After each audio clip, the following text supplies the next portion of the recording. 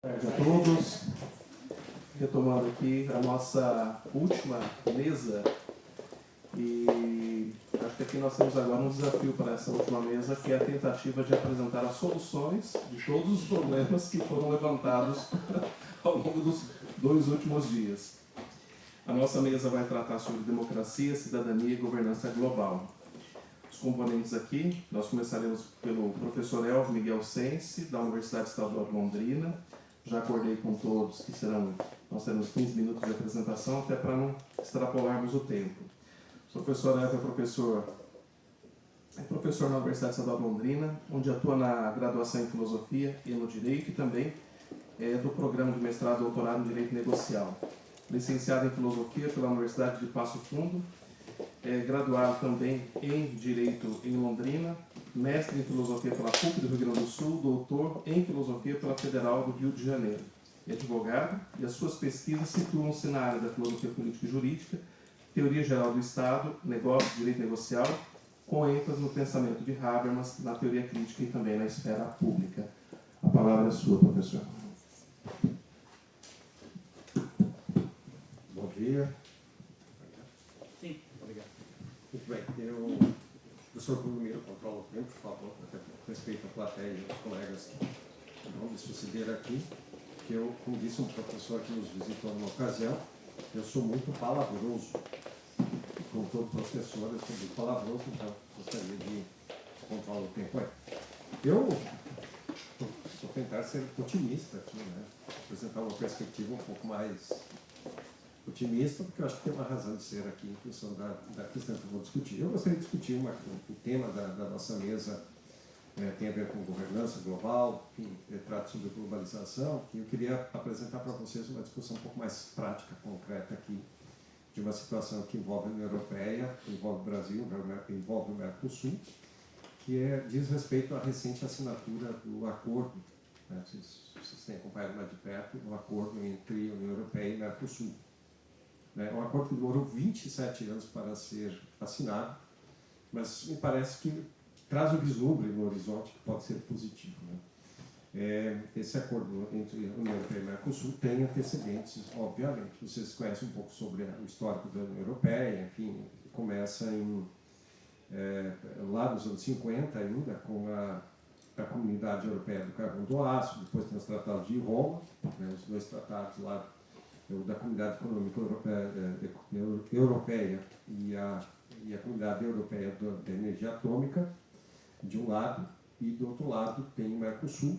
Poucos conhecem a história do Mercosul, mas não começa nos anos 90, né? Começa lá nos anos 60, com uma associação chamada Associação Latino-Americana do Comércio, a LAUC, né? E depois, nos anos 80, nós temos a Associação Latino-Americana de Integração, que se chama ALAD, e que o professor Wagner Menezes, que é professor de Direito Internacional da USP, diz que teve a responsabilidade direta para a criação do Mercosul. Então, os 2 blocos têm histórico de...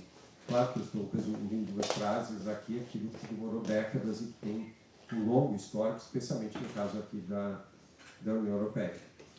O Mercosul também tem uma trajetória muito interessante, porque até 85 o Brasil e a Argentina se olhavam com desconfiança. Eram 2 países que, em função até dos militares, né, se olhavam com desconfiança. Dos 2 lados, os 2 países tinham programas nucleares em desenvolvimento. O brasileiro foi sepultado com o Collor de Mello, que jogou uma pá de cal no buraco feito em Alcântara, no Maranhão, quando ele assumiu o governo, que foi o encerramento do programa nuclear brasileiro. A Argentina também fez a mesma coisa. E a partir de 85, os 2 países começaram a conversar, né? E essa conversa frutificou com declarações, atas, enfim, com acordos, e começa com a Declaração de Foz em 85, depois tem a Ata de Integração em 86, um Tratado de Integração, Cooperação e Desenvolvimento em 88, a Ata de Buenos Aires em 90, Tratado de Assunção em 91, depois o Protocolo de Ouro Preto, né, o Tratado de Assunção que dá origem ao Mercosul, depois Uruguai e Paraguai foram agregados, e o Protocolo de Ouro Preto, que é de 94, que confere personalidade jurídica e direito internacional, portanto, ao bloco.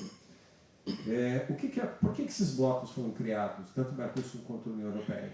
Claro, como disse, são construções que foram feitas ao longo do tempo, mas os blocos foram potencializados em função do contexto econômico, histórico, que coincide com e resulta com o fim da Guerra Fria, com a implosão, com a queda do Muro de Berlim em 89 e com a implosão da União das Repúblicas Socialistas Soviéticas em 91.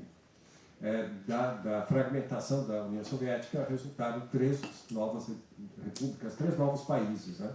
Inclusive a Ucrânia, né? Letônia, Estônia, enfim, todas aquelas ex-repúblicas soviéticas que se tornaram países, muitos deles, alguns deles pelo menos pertencem hoje à União Europeia, enfim, foi uma nova configuração que aconteceu ali exatamente e que resultou na vitória dos Estados Unidos na Guerra Fria. Os americanos venceram a Guerra Fria, os russos perderam. Bom, a segunda coisa, essas repúblicas se tornaram independentes, o que configurou uma nova reorganização mundial. E a terceira característica é o advento do que nós poderíamos chamar de globalização, pelo menos a sua versão contemporânea. Tem um debate que eu não quero entrar aqui sobre quando começa a globalização, porque tem autores que dizem que todos os grandes impérios globalizaram o mundo no seu tempo, só pegar o Império Romano aqui, né? Enfim, a Europa toda, e depois com as descobertas, né, no começo da modernidade também, enfim.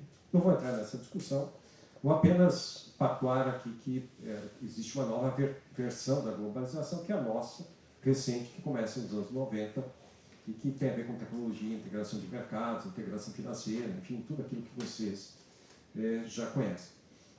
Mas o que eu quero dizer com isso é que eu lembro dessa época, né? O professor Gilvan também deve lembrar, eu fui aluno do Gilvan, então nós somos mais ou menos na mesma época. Lá nos final dos anos 80 tinha-se uma preocupação muito grande com o que acontecerá com as economias nacionais em função da globalização. Os países estavam apavorados.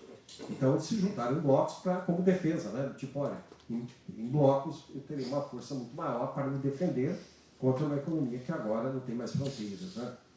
Então, esses blocos que têm, claro, uma história anterior, como é o caso da União Europeia e também do Mercosul, foram potencializados em função do novo cenário econômico lá nos anos, no final dos anos 80, começo dos anos 90, com o fim da Guerra Fria e, portanto, a liberação de mercados, mitigação da força dos Estados nacionais, com a derrubada das fronteiras, aqui na Europa, depois com a criação da moeda única e assim por diante. O que eu quero dizer com isso é que nós, portanto, passamos a ter uma integração a partir dos blocos, mas nós tínhamos uma governança que era fruto do pós-guerra, né?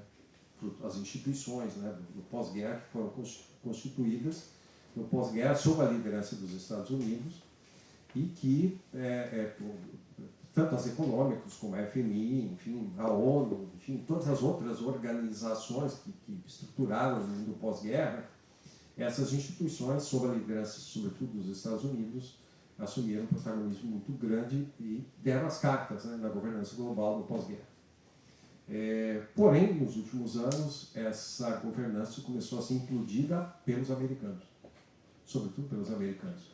E, especialmente agora, recentemente, a partir do governo Trump, se vocês observarem, o multilateralismo tem sido torpedeado. Eu cito, por exemplo, no âmbito do comércio, a partir de 95, nós tivemos a organização da OMC. E a OMC tinha um papel importante de mediar o comércio, de estabelecer regras, de permitir, por exemplo, aquelas nações, aquelas economias que estavam sendo prejudicadas, que reivindicassem, né, uma punição, enfim, uma compensação por parte do outro país, enfim, que estava tendo benefícios indevidos, né, com as negociações comerciais. E aí os americanos fizeram algo básico, né, simplesmente torpedearam a OMC, vetando todos os juízes, os julgadores no órgão de apelação. Ou seja, a OMC ela existe, ela continua a existir, mas ela está travada, está bloqueada pelos americanos. Se você não tem julgadores, não tem juízes, você não consegue chegar ao resultado. Porque eles preferem acordos bilaterais, negociações assimétricas, que são muito mais favoráveis economicamente do que uma negociação simétrica, com regras claras dos dois lados e com a possibilidade de punição. Então, esse é um aspecto. O segundo aspecto que nós vemos hoje é a volta das guerras, né? O mundo parece se organizar em torno de lideranças que buscam uma região de hegemonia. Então, a Rússia com a Ucrânia, se eu tomei a Crimeia, por que eu não posso invadir a Ucrânia também? Né? A China com Taiwan e os americanos com os Estados Unidos com a América como um todo. Né? A volta, como o Trump falou, da lei, da área de influência, né? A doutrina Monroe, que é a área de influência. A América é dos americanos, é a área de influência dos Estados Unidos. A invasão da Venezuela com a expropriação do petróleo mostra claramente isso. A tentativa por exemplo, de interferência no Brasil, as próprias tarifas e tudo que vocês assistiram, as ameaças aos outros países vizinhos, tudo está dentro da doutrina Monroe, ou seja, aqui a minha área de influência, aqui eu que mando. E, ao mesmo tempo, os americanos foram implodindo, né, os acordos históricos, como é o caso aqui com a União Europeia. O Trump disse que os europeus precisam pagar pela própria defesa. E estabeleceu tarifas de 20% sobre os europeus, né, os países, as economias europeias. Ou seja, não somos mais amigos, tá? Agora vamos fazer negócios com as regras que eu estabeleci. Mas nesse horizonte, já caminhando na direção final, parece um horizonte desolador, né? Uma nova ordem global, a implosão de uma governabilidade, uma governança global que vinha desde a Segunda Guerra Mundial. O torpedeamento, os Estados Unidos saíram, além do Acordo de Paris, mas o Trump tirou, os americanos saíram de 60 acordos, pelo menos, né? Sendo 30 deles vinculados a organizações internacionais, especialmente a ONU. Então, não é só a Organização Mundial da Saúde, mas existem muitos outros acordos, muitas outras instituições que os americanos hoje não pertencem mais. Então, como disse, é uma implosão de uma governança que foi construída ao longo do tempo. E nesse horizonte aparentemente isolador, é um novo mundo esse, recente, e ele não voltará mais a ser como era, mesmo que o Trump saia, porque quebrou-se a confiança, né? O primeiro-ministro do Canadá disse recentemente que até então, durante as últimas décadas, eles tinham um parceiro que eles consideravam confiável. Né? Canadá e Estados Unidos foram países muito próximos, muito amigos, né? E Europa e Estados Unidos também, de certa forma, né? E aí o primeiro-ministro do Canadá disse, bom, isso acabou, né? Bom, que reações isso tem provocado? Assim como aconteceu lá nos anos 90 com os blocos, os países e blocos econômicos têm procurado outras saídas. Então, por exemplo, o acordo do Mercosul-União Europeia, que estava travado há 27 anos, estava em negociação há 27 anos, em função de problemas internos de administração, né? Por exemplo, os franceses colocam os tratores lá em Paris, né? Enfim, tem alguns países que têm tentado bloquear a possibilidade desse acordo, a tal ponto que ele só avançou na parte comercial, né? O restante ainda precisa do endosso. Mas por que isso destravou? Porque, de repente, todo mundo acordou que existe um novo mundo e que as economias precisam buscar novos parceiros, né? Os países e blocos precisam buscar novos parceiros à margem dos Estados Unidos. Né? Então, foi destravado o acordo Mercosul-União Europeia. A União Europeia assinou um acordo com a Índia, que em pouco tempo será a terceira economia mundial. Né? Estados Unidos, China, depois a Índia será a terceira economia mundial, provavelmente passará a Alemanha. O Mercosul está negociando um acordo com o Canadá, agora estão conversando com o Japão. Então, assim, os blocos, tanto o Mercosul quanto a União Europeia, têm dialogado com novos parceiros econômicos. Diante desse cenário, o Brasil, especialmente, também tem se mexido, né? Como diz lá na minha terra, tem se coçado, e tem partido para a conquista de novos mercados para os seus produtos. Ou seja, se os americanos querem impor tarifas, nós vamos negociar com outros países. Assim como todas as outras economias têm feito a mesma coisa. Ou seja, isso provocou uma reviravolta e um novo movimento na busca de novos parceiros e de novas negociações de ordem comercial pelo mundo todo. Então, o mundo todo está negociando, conversando, dialogando, tentando buscar novos parceiros, né? Para além da China e dos Estados Unidos, buscando novas parcerias comerciais, enfim, para reorganizar, né, o mundo a partir de novas regras. E nesse cenário, eu tenho estudado um pouco sobre o acordo Mercosul-União Europeia e tem elementos muito interessantes. Claro que quando se faz um acordo entre dois blocos que têm culturas distintas, enfim, tem exigências distintas, né, no âmbito econômico, tem sempre os atritos, né? Por exemplo, o Brasil teve um problema agora com a carne porque não preenchia requisitos de saúde, né? Enfim, usa muito antibiótico, enfim, na pecuária, e precisa se adaptar aí aos padrões europeus, por exemplo, de critérios de saúde, né? Mas o acordo tem 3 ou 4 pilares muito interessantes. O primeiro deles, há uma exigência, por isso que eu sou otimista, né? Acho que tem que trazer uma notícia boa. Né? O primeiro deles é uma exigência de respeito aos direitos humanos. Então, isso é um pilar estruturante do acordo. Outro pilar estruturante é o ambiental. Por exemplo, se qualquer país, ou seja, bloco, né, enfim, se os países saírem do Acordo de Paris, o acordo do Acordo de Paris, do clima, o acordo deixa de existir. O país acaba suspenso. Então, não existe a possibilidade de retrocesso ambiental, de entrar um presidente populista em qualquer um dos países do bloco e, por exemplo, que propõe a saída do Acordo de Paris. Neste caso, automaticamente, aquele país sai do acordo. Ele deixa de ter os benefícios do acordo. Uma terceira cláusula, ela é a trabalhista.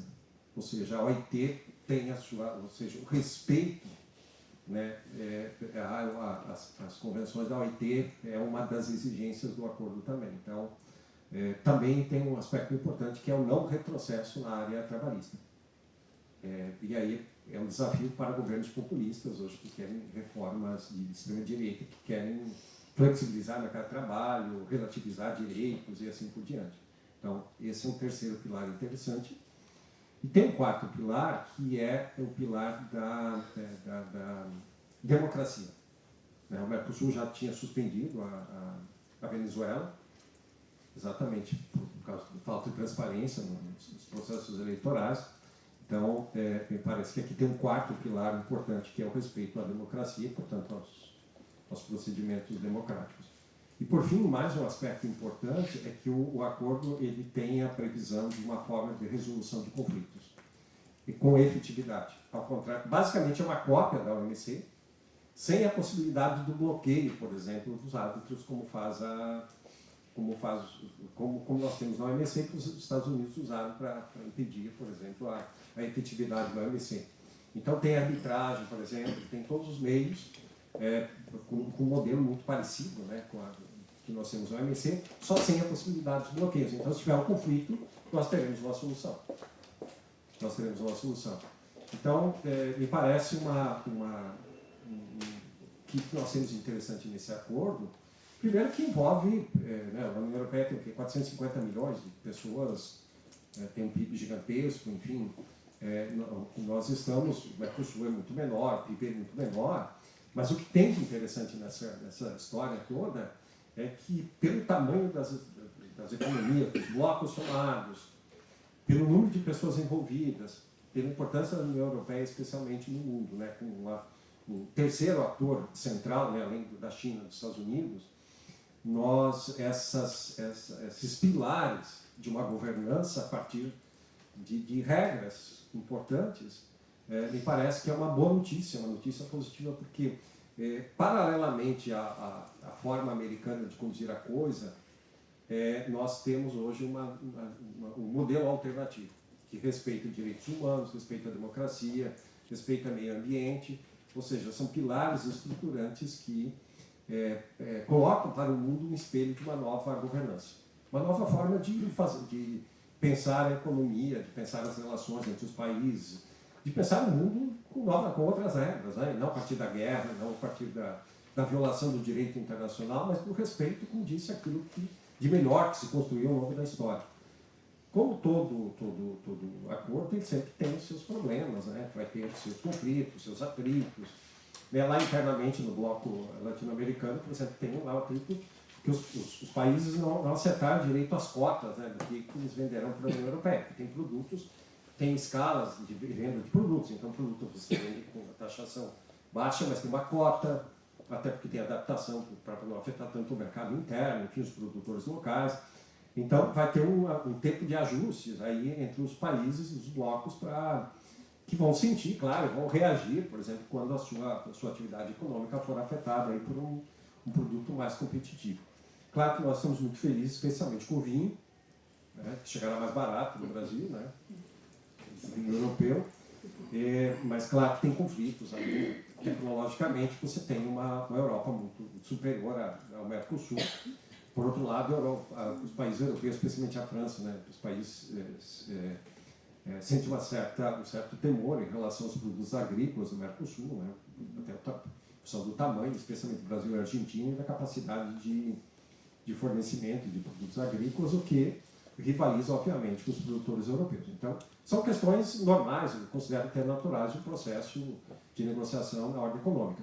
Mas, só para terminar o ponto que eu quero chamar a atenção aqui, é para o que simboliza esse acordo nos seus pilares estruturais, que é um outro modelo de governança com base naqueles pilares fundamentais. E vejam que, no caso específico da questão ambiental, a questão ambiental ela se sobrepõe ao econômico.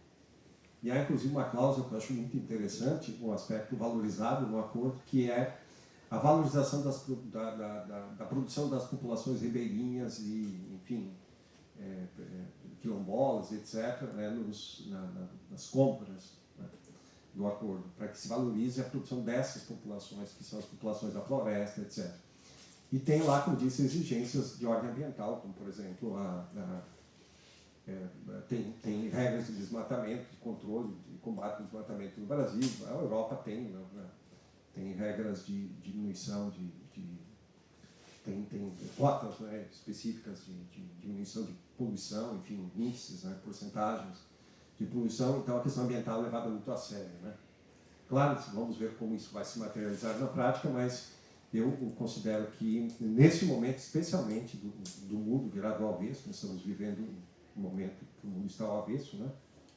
Eu acho que é uma boa notícia, é uma perspectiva positiva, porque é um outro olhar, com base que eu considero em tudo aquilo que nós acreditamos na academia, né? Que é importante, como a democracia, os direitos humanos, o respeito ao meio ambiente e assim por diante. Me parece uma notícia boa, apesar de ter sido um acordo assim, feito e num momento de crise, talvez tenha sido impulsionado em função da crise que nós vivemos hoje, mas não deixa de ser uma boa notícia. Obrigado.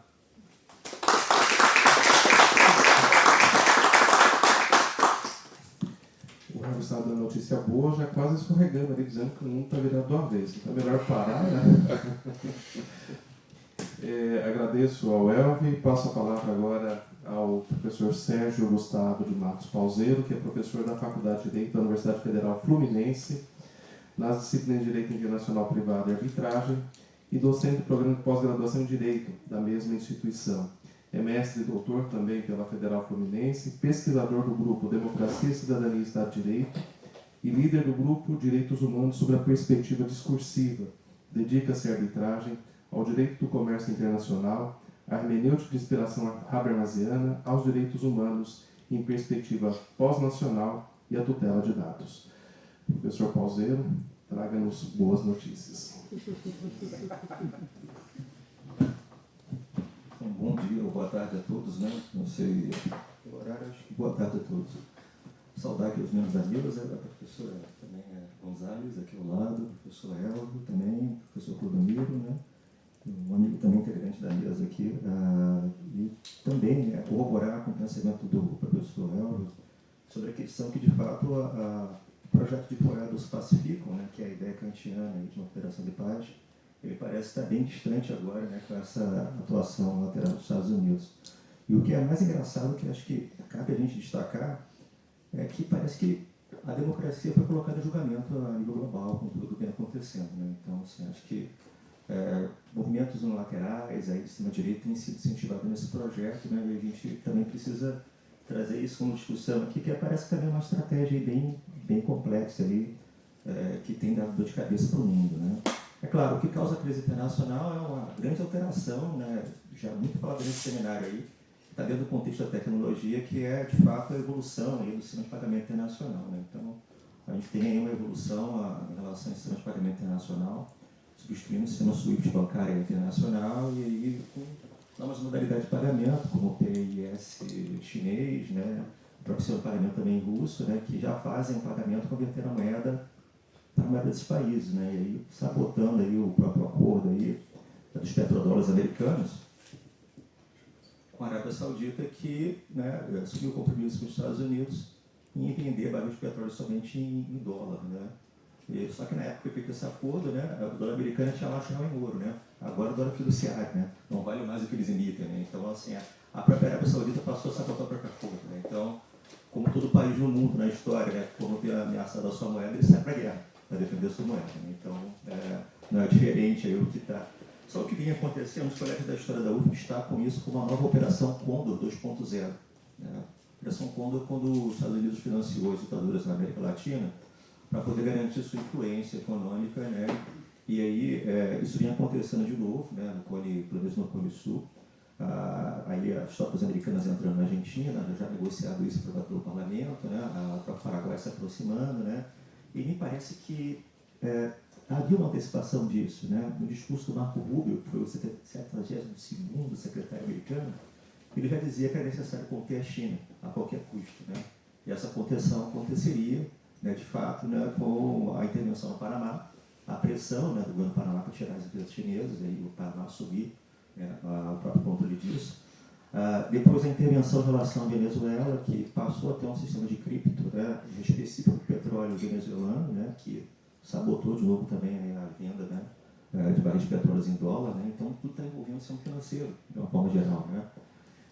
E também a atuação no Cone Sul e finalmente o Constrito Mus, né, que está aí, que é justamente quem fornece a maior parte do combustível fóssil para a China. Né. Então, esse é um cenário bem diferenciado, né, do ponto de vista do que vai atacar a democracia. E o pior é que os Estados Unidos, né, já anunciou que vai tirar 32 bilhões de investimentos para a ONU. Né. A China chegou a dizer, quando os Estados Unidos se manifestou nesse sentido, que assumiria isso, né. Mas também até agora não se manifestou sobre essa substituição, e os próprios americanos já tentaram embargar, né, que no caso a China ia assumir esse compromisso. Então, sim, nós temos aí sim uma verdadeira sabotagem esse projeto de Federação de Paz. Né?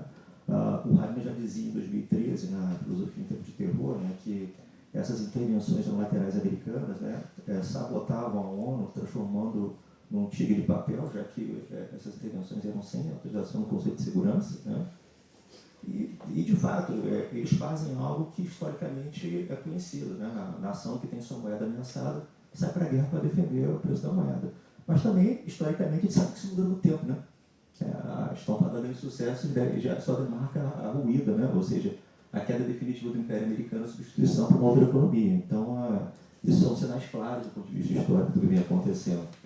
Mas o fato é que eles voltam a ter uma influência internacional, né, no ponto de vista de influenciar, inclusive, regimes que venham se aproximar mais da economia americana. Né, e isso é o que o pessoal da história vem chamando da Operação Condor 2.0. Né, e aí, o Brasil, por exemplo, né, a gente teve aí, na ditadura, né, o pessoal especificamente que criou a BIM aqui, treinado especificamente pela Inglaterra e pelos Estados Unidos. Né? E a gente deu capacitação para esse pessoal na América Latina inteira. O Brasil foi referência nisso. Né? Então, volta aí um ícone de mexer com a extrema-direita, né, para poder se alinhar mais aos americanos, né? Tudo por motivo econômico, mais uma vez, né, fortalecimento. E aí, como consequência, a gente vê regimes autoritários se fortalecendo no mundo inteiro, né, para manter esse domínio econômico americano. Né?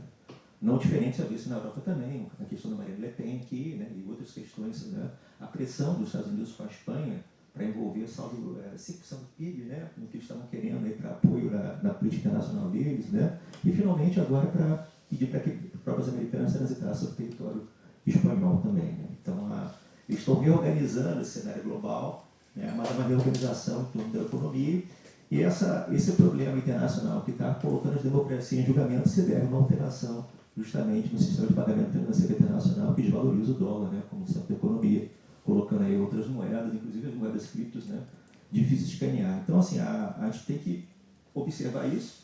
Por um lado é uma tragédia, porque desmonta o sistema internacional, mas por outro lado eu creio que é uma oportunidade também. Né? Uma boa oportunidade, porque faz com que as nações se aproximem de alguma forma. Né? O próprio comércio sul a sul, que é o comércio dos BRICS, né, já está usando aí um sistema de pagamento que é totalmente fora do dólar. Né? Utiliza o sistema de pagamento com base no iene, na moeda chinesa e também na moeda russa. Né? Então já há algum tempo descompondo aí esse sistema de pagamento, né, com base em dólares e por fim, de alguma forma, essa era do petrodólar, né, que a gente conhece, né, que atravessou a década de 70, 80, 90, 2000, né, está totalmente em crise por conta desse sistema de pagamento internacional, gerando aí uma reorganização das democracias, né, e colocando em xeque as próprias democracias de uma forma geral.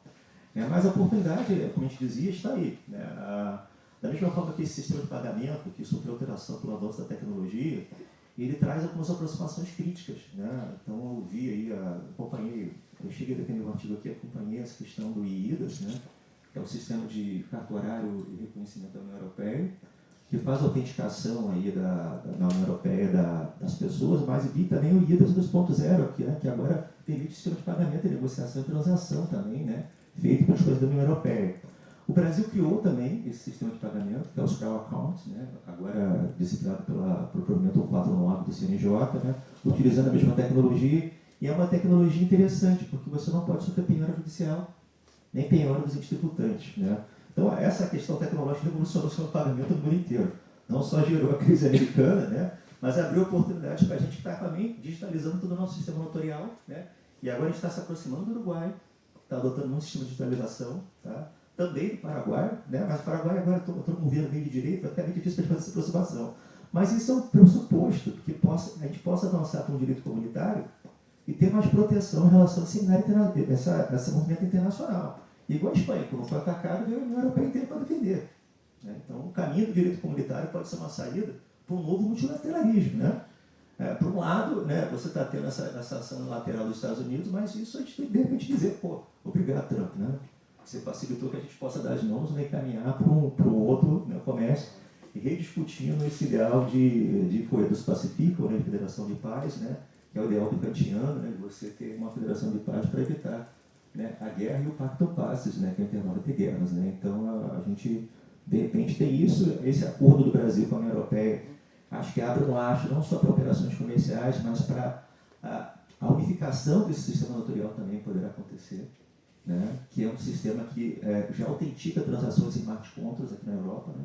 Isso pode ser levado para o Brasil para poder facilitar as transações também com vocês. Né. Então, isso coloca em debate a evolução e o avanço do direito comunitário no Mercosul e uma aproximação maior desse mercado comum também com o mercado da União Europeia. Né. A oportunidade aí está, né. Esse sistema vai facilitar isso, né, e a gente tem muito a aprender, inclusive ter esse apoio para avançar também no Mercosul, que eu acredito que é um projeto que vai ter que se fortalecer também, né?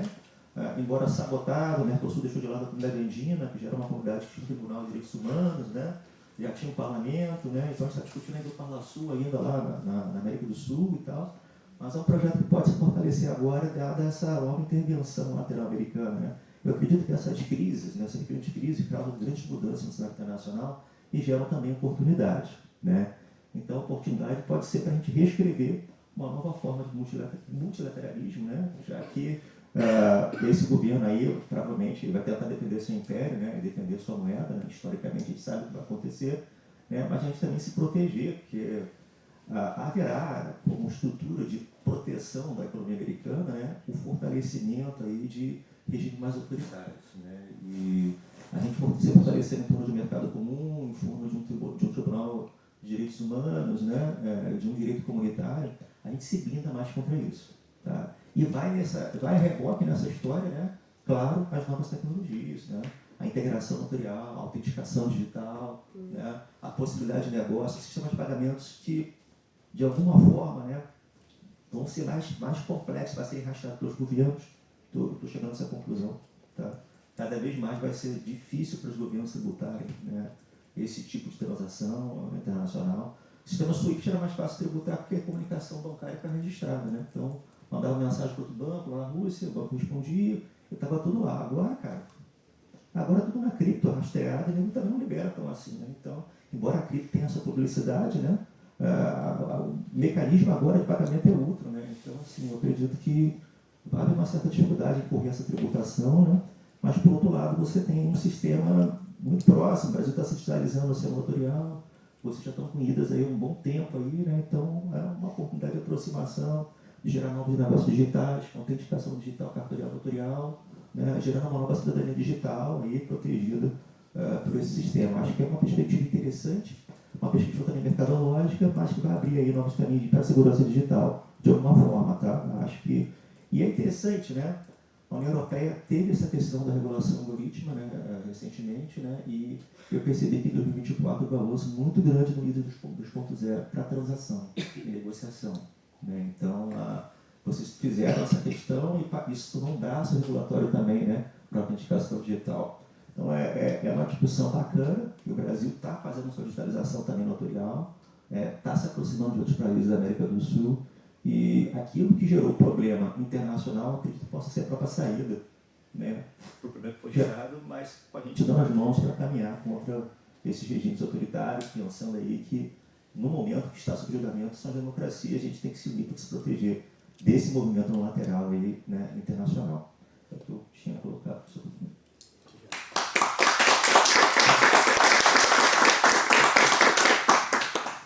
Obrigado, Pauseiro.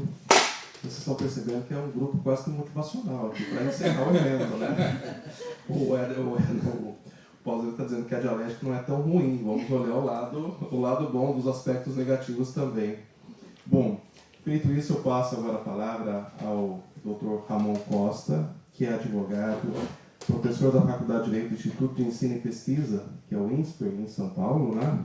Assessor especialista do Comitê Gestor da Internet no Brasil, doutor em Direito pela Pontifícia Universidade Católica do Rio de Janeiro, e as suas pesquisas concentram-se em temas de direito privado e regulação de tecnologias, como direito da personalidade, responsabilidade civil, o compliance empresarial, governança da internet, proteção de dados pessoais, cibersegurança, regulação das plataformas digitais, inteligência artificial e discriminação algorítmica.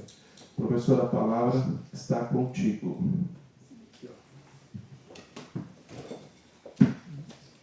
Obrigado. Tudo bem?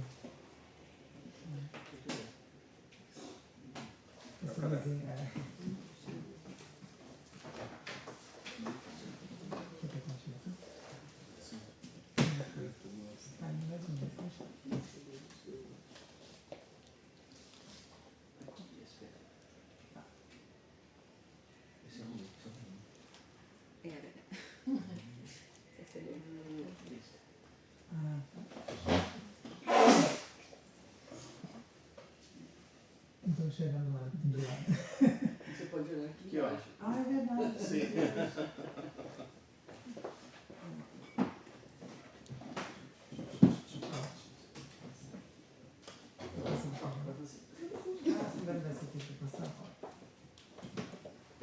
Vocês, tá? Vocês conseguem enxergar bem? Acho que sim, né? Tá bom. Boa tarde, gente. Tudo bem? Muito obrigado. Queria primeiro cumprimentar a mesa, professora Suzana, professor Sérgio, professor Elvio, professor Clodomiro. Enfim, uma honra compartilhar essa mesa com vocês. Cumprimentar também as universidades organizadoras do evento, a Universidade de Viva, a Universidade Federal Fluminense e a Universidade Estadual de Londrina. São instituições extremamente renomadas, com as quais eu já tenho algum nível de contato. Participei online de algumas das versões do CBCED e também do outro evento em Salamanca, que eu sei que a UF tem tido um protagonismo nessa colaboração. Eu também sou graduado pela Universidade Federal Fluminense, então também agradecer, né, enfim, a receptividade, a gentileza do convite dos professores de todas as universidades, mas, claro, né, tem que apertar um pouquinho o coração, em especial. Acho que é um momento muito especial para um acadêmico trocar e participar de mesas, trabalhos acadêmicos com os professores que o formou. Né? Então, acho que podem imaginar que esses dias têm sido especiais para mim, em relevância por isso também, reencontrar o professor Éden. Né? A gente tem um percurso, foi meu primeiro professor orientador na graduação, então revê-lo agora, podendo ter a responsabilidade de falar na frente dele, né? E ainda sentir aquela responsabilidade de não fazer nada errado, né? Não sei se fosse grupo de pesquisa, coisas do tipo. Eu acho que esse frio da barriga é meio essencial que ele seja mantido para que a gente tenha a noção do compromisso que é ter, enfim, o poder de falar e de ensinar. Bem, eu vou só fazer um disclaimer sobre também essas coisas que estão aqui, né? Eu sempre brinco nos eventos que me ouvir falar tá quase como ver jogo no Casa TV, né? Tem um monte de emblema, né? INSPER, LIC, CGI, mas é porque, enfim, são vários chapéus e eu queria centralizar o nosso diálogo aqui hoje, a minha participação na mesa, na minha atuação mais acadêmica, né? Como professor do INSPER, pesquisador lá, trazer para vocês um pouco também de uma pesquisa que a gente desenvolveu em conjunto com a Universidade de Sussex, na Inglaterra, sobre plataformas digitais, em específico sobre dever de cuidado. E aí fica muito interessante, né, que a mesa seja sobre globalização e que ela centralize várias questões que foram endereçadas durante todo o evento. Então, quem teve a oportunidade de acompanhar as outras mesas vai sentir, de fato, que essa mesa final dialoga com algumas outras mesas específicas. No caso da minha apresentação, em especial com a mesa dos professores Éder e Bianca, que foi uma mesa inaugural do evento, que tratou sobre desafios, né, enfim, do direito relacionado à regulação de plataformas, enfim, tecnologias em geral. Bem, eu sempre costumo começar colocando algumas questões, porque eu acho que eu cumpro a responsabilidade de tentar respondê-las, e aí eu acho que isso me ajuda tanto com o tempo quanto com a objetividade do que eu quero trazer. Eu acho que algumas questões que aqui estão de forma mais ampla, mas que eu gostaria de tratar, né, nos próximos slides, no diálogo com vocês, é que quais seriam os limites da regulação na internet, qual o contexto atual do Brasil no debate sobre regulação de plataformas digitais, com a decisão do Supremo Tribunal Federal sobre o artigo 19 do Marco Civil da Internet, e como, né, por fim, o Instituto do Dever de Cuidado pode contribuir na regulação de plataformas digitais. Essa minha escolha tem a ver com a minha atuação acadêmica central. No INSPER a gente não tem uma divisão de departamentos, né, é uma instituição diferente, ela inova no sentido de agrupar áreas de conhecimento em alguns momentos, então eu faço parte da graduação em Direito, mas lá eu fico mais focado em disciplinas de privado, regulação de tecnologia e as disciplinas de prática, né, em que a gente faz processos de acordo com entes privados, organizações do terceiro setor, governo, para poder os alunos aprenderem as disciplinas dogmáticas utilizando algum sistema de prática, em algum caso real ou simulado. Então eu estou vinculado a essas disciplinas geralmente aí nos semestres. Aí eu vou ali calculando as minhas horas e vou tentando incluir tudo nos chapéus que precisam caber na cabeça. Bem, para começar sobre essa questão dos limites, eu acho que é uma coisa que eu trato bastante com os meus alunos também. Eu inicio, né, minha disciplina de regulação de tecnologias, que lá no INSPER é uma disciplina obrigatória, sempre com esse texto do Lawrence Lessig, que é um texto bastante inaugural para as discussões de regulação em geral, mas ele é bastante especial para as regulações de tecnologia, porque ele vai tratar de uma sistemática regulatória em que ele estava identificando uma mudança, né, na escola de Chicago. Daí ele fala de uma nova escola de Chicago, que na verdade, quando ele escreveu o texto no final dos anos 90, não era uma especificação, enfim, de que ele estava querendo construir um conceito, mas que ele estava querendo dizer que os processos regulatórios eles estavam mais não tão sendo focados no direito, mas existia uma necessidade de percepção sobre como outras estruturas regulavam o comportamento social. Esse texto é bastante importante para a tecnologia, em especial porque ele faz uma divisão do processo regulatório, vamos dizer assim, das possibilidades de se regular o comportamento social a partir do direito, né, da norma, ou da norma social, que também às vezes é vinculada aos aspectos culturais de uma sociedade específica, que vai variar de país para país. O mercado, né, que seria justamente a economia, daí que tanto em sistemas de macroeconomia ou microeconomia, que a gente está falando de como, enfim, questões financeiras e questões de Estado em relação à economia, elas impactam a forma como o direito vai regular determinadas atividades e como essas atividades sendo reguladas podem impactar as relações jurídicas e sociais. E a arquitetura, que é aqui o ponto central da minha fala, porque quando ele fala em arquitetura, ele diz justamente sobre o ambiente, seja ele no final dos anos 90, já com o avanço da internet comercial, seja ele digitalizado, seja ele físico. O que ele quer dizer é que esse processo ele é regulado de maneira bastante incisiva e de forma indireta, muitas vezes pelo direito. No espaço físico, por exemplo, sei lá, seria o exemplo de quando a gente cria normas para acessibilidade de pessoas com deficiência. Você modifica o espaço físico para que essa norma seja cumprida. Então, o direito, de maneira indireta, regulou uma arquitetura para que fosse possível que pessoas não sofressem discriminação por conta da deficiência. E no espaço digital, aí eu vou focar e vou explicar aqui, trazer um pouco para fazer sentido dentro do diálogo que eu acho importante para a decisão da STF, que é justamente essa arquitetura da tecnologia de comunicação na internet. Aqui tem um desenho, né, que mostra exatamente como funciona É claro que é uma simbologia de como funciona a tecnologia, né? Não dá para a gente enxergar fisicamente, seria muito engraçado. Algumas pessoas fazem algumas analogias com a torta ou com bolo, mas é muito confuso para mim, que eu gosto de cozinhar, então às vezes a receita da pessoa parece muito ruim, daí não me ajuda muito a entender o que eu estou querendo entender ali dentro do processo comunicacional dessa tecnologia. A gente tem aqui dois aparelhos eletrônicos, né, que seria ali um computador e um notebook, trocando informação. Por exemplo, quando a gente manda uma mensagem ou quando a gente troca qualquer pacote de conteúdo dentro dessa comunicação digital. E aí essas camadas são o processo por onde esse conteúdo passa, né, de onde ele é nivelado, onde ele é separado, onde ele é, enfim, purificado, onde ele é eliminado, enfim, tem vários processos que vão acontecendo. E aí, na aplicação, fica aquilo que é mais superficial, que geralmente é o que a gente convive, né? Que são literalmente os aplicativos, os sites, é onde a gente consegue ver o conteúdo. Então a gente fala que é a camada mais superficial. Na camada física é aquela que é mais bruta e mais essencial para a tecnologia, que vai desde os aparelhos até os hardwares até a estrutura física necessária mesmo para que a internet funcione, inclusive os cabos submarinos, que tem uma função super importante na conexão de internet no mundo afora. Eu só sei disso tudo, não porque eu sou advogado, obviamente, né? Mas porque eu sou especialista do Comitê Gestor da Internet no Brasil, e o Comitê Gestor da Internet no Brasil ele tem uma função muito importante para a sustentabilidade e desenvolvimento da internet no Brasil desde os meados dos anos 90. Né? Foi vindo do registro do .br, depois ele foi se configurando como uma organização importante, inclusive politicamente, sobre a internet no Brasil.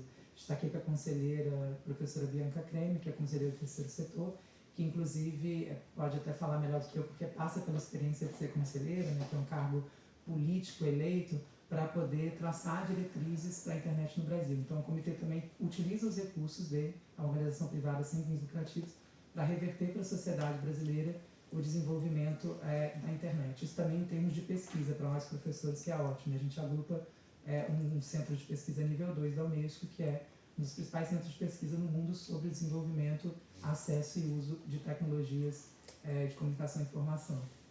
Então tudo isso faz com que a gente, né, mesmo que eu seja o assessor especialista do comitê, que vincula os temas a partir da minha perspectiva de formação, que é jurídica, eu acabei também passando nesses últimos anos por uma formação técnica para conseguir agrupar as duas coisas. E esse disclaimer todo é só para que eu chegue no ponto principal de como a decisão do STF tem alguns limites e algumas coisas interessantes para a gente saber que às vezes não é do nosso campo original, né, mas que tem uma interseção super necessária para o processo regulatório. Aí aqui na segunda imagem, só para que a gente veja que o processo comunicacional entre um dispositivo e outro funciona como um. Ele vai passando por todas as camadas, e as duas mais importantes que eu quis citar foram essas. A de aplicação, porque é onde a regulação deve acontecer. Só para também ilustrar e dar como um processo de conteúdo desse trabalho, né, acabei de dizer que isso vem de um processo de formação profissional desse campo específico, eu fui colocando QR Codes para qualquer texto, enfim, uma indicação de material que está na apresentação, mas também deixo depois disponível para quem quiser a apresentação livremente. Mas deixei aqui porque às vezes a pessoa está vendo e quer olhar na hora, pode acessar. Aqui a gente tem a tipologia de provedores de aplicação, e eu queria começar com ela porque isso foi um trabalho técnico da assessoria, do qual eu fiz parte desse grupo técnico que conduziu esse trabalho, e ele envolvia uma discussão tanto da área técnica, porque você ia criar conceitos e ferramentas para entender a diferença entre os agentes da internet, e por outro lado você tinha que fazer um diálogo sobre a responsabilidade civil que o STF estava discutindo em relação ao artigo 19 do MCI, que é a responsabilidade por conteúdo de terceiro nas plataformas. Então esse grupo técnico gerou uma tipologia, a gente fez um contato, né, com a professora Bianca, muito direto com o Supremo Tribunal Federal, para que a gente pudesse de alguma maneira colaborar na decisão. E a gente, claro, né, como a gente comentou ontem no grupo, nas mesas com o professor Eldo, nem tudo em Brasília funciona da maneira como a gente quer, a gente vai com 100 coisas e, sei lá, se conseguir 50 já sai feliz comemorando uma grande vitória. Eu sempre falo que eu me sinto a Fernanda Torres concorrendo ao Oscar, né, porque concorrer já foi uma vitória e todo mundo que trabalha comigo também acha. Então, assim, eu tenho utilizado essa metáfora aí para os exercícios profissionais.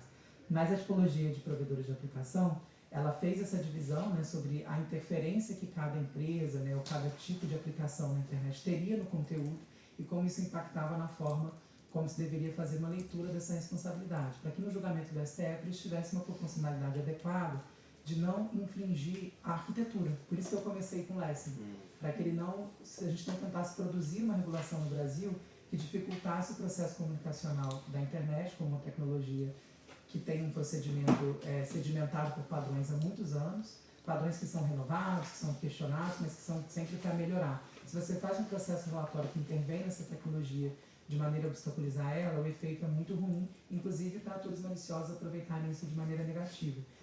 Então, no caso, era necessário que o STF, que é um corpo técnico-jurídico, tivesse também esse diálogo com a inteligência sobre a internet no Brasil para compreender alguns limites. Então, eu convido vocês a lerem essa tipologia, que eu acho que pode ser uma forma interessante de adicionar uma visão sobre a decisão da STF, que inclusive incorporou alguns elementos dessa tipologia para decidir a diferenciação de responsabilidade para as diferentes empresas e provedores. Aqui, então, feito esse disclaimer todo da arquitetura, agora a gente chega no porquê que eu queria falar disso para falar da decisão da STF. Não sei se todo mundo se recorda, eu mesmo por vezes esqueço, apesar de ver bastante falar sobre isso, mas teve casos, né, que chegaram até a Suprema Corte para que fossem julgados de forma conjunta em temas, né, de repercussão geral, que é o tema 987 e 583, e 553, me desculpe, para que a gente chegasse a uma nova configuração da responsabilidade de plataforma sobre conteúdo de terceiro. O que muita gente às vezes não lembra é o que gerou esses dois casos, né, que o Orkut, eu não fui um usuário do Orkut, não porque eu não tinha idade para ser, tá? Acho bom demarcar. Porque eu não gostava muito de internet naquela época. Eu acho que eu nem sabia que eu iria trabalhar tanto com internet quando eu era um adolescente, porque eu achava um pouco bem chata. Hoje nem tanto, hoje eu já me acostumei. Eu acho, infelizmente, eu era uma criança, um adolescente estranho. Não estranho, mas talvez não, um pouco mais preocupado com outras coisas naquele momento.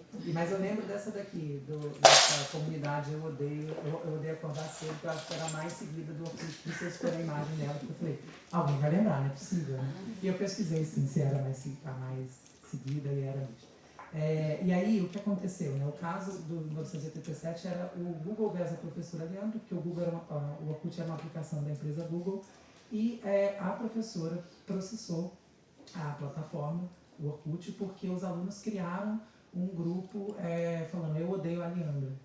Eu não coloquei aqui porque se ela processou, né, eu não vou ficar divulgando.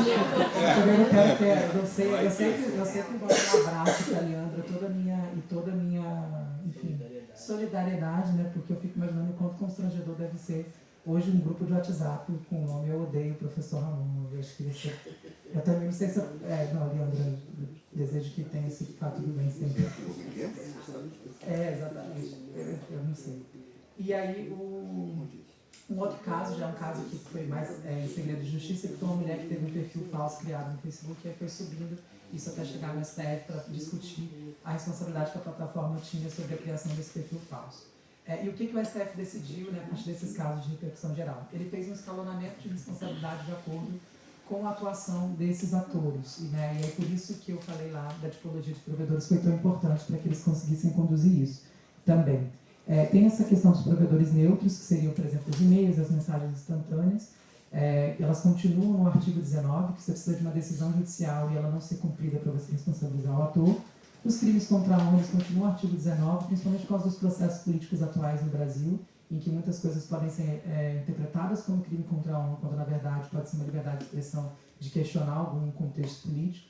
Então o social impactou para que fosse mantido no 19, mas com a diferença que se depois que for julgado como crime contra a honra, se repetir, aí já vai para uma responsabilidade mais direta. A regra geral passa a ser do artigo 21, que antes só valia para conteúdos de nudez, agora ela vale para qualquer conteúdo ilegal, em geral, essa é a regra, a não ser que surja alguma exceção. O conhecimento presumido é a culpa presumida, né, na responsabilidade, que é aquele efeito de que você dá o ônus da prova para o agente de comprovar que ele não teve conhecimento ou não sabia o que fazer para que não fosse gerado aquele dano. Aqui isso é utilizado especialmente para a questão algorítmica e impulsionamento. Vamos entender o retrato, né? Se eu aceito reproduzir um conteúdo, impulsiono ele para que eu ganhe financeiramente com isso, que é o que toda plataforma faz, é a essência econômica deles, eu posso presumir que aquele conteúdo eu teria que fazer uma avaliação do que eu estava divulgando. É assim que funciona na maioria de outras plataformas comunicacionais que não só as plataformas digitais, né? Por exemplo, se a TV Globo decidir que ela vai colocar em todos os horários dela uma propaganda que causa um efeito criminoso, uma fraude, enfim, que gera algo para os consumidores, os cidadãos, ela pode responder de alguma maneira por conta da decisão de ter impulsionado e trancado ali no contexto de ganho financeiro dessa divulgação. E os crimes gravíssimos, que é onde eu quero centralizar, que são os crimes contra pessoas vulneráveis, né, crianças e adolescentes, violência de gênero contra mulheres, violência de gênero, crimes de ódio em geral. E aí, para simplificar e dividir, eu sempre faço essa divisão. Todos aqueles crimes de ódio vinculados a grupos vulneráveis, de crianças, até passar por questões de racismo, LGBTfobia, violência de gênero, enfim, crimes de ódio, eles são considerados crimes gravíssimos e aí eles vão ter uma funcionalidade diferente que eu já vou explicar. No outro campo, é a questão do ataque ao Estado Democrático de Direito e o terrorismo, né? E aí, que também é comum na própria Constituição, a questão da defesa nacional e a questão do ataque ao Estado político, né, econômico do Brasil, o Estado Democrático de Direito. Então, qualquer coisa que incentive ataques a isso também é entendido como crime gravíssimo. O que acontece nesse caso, que é onde eu quero focar?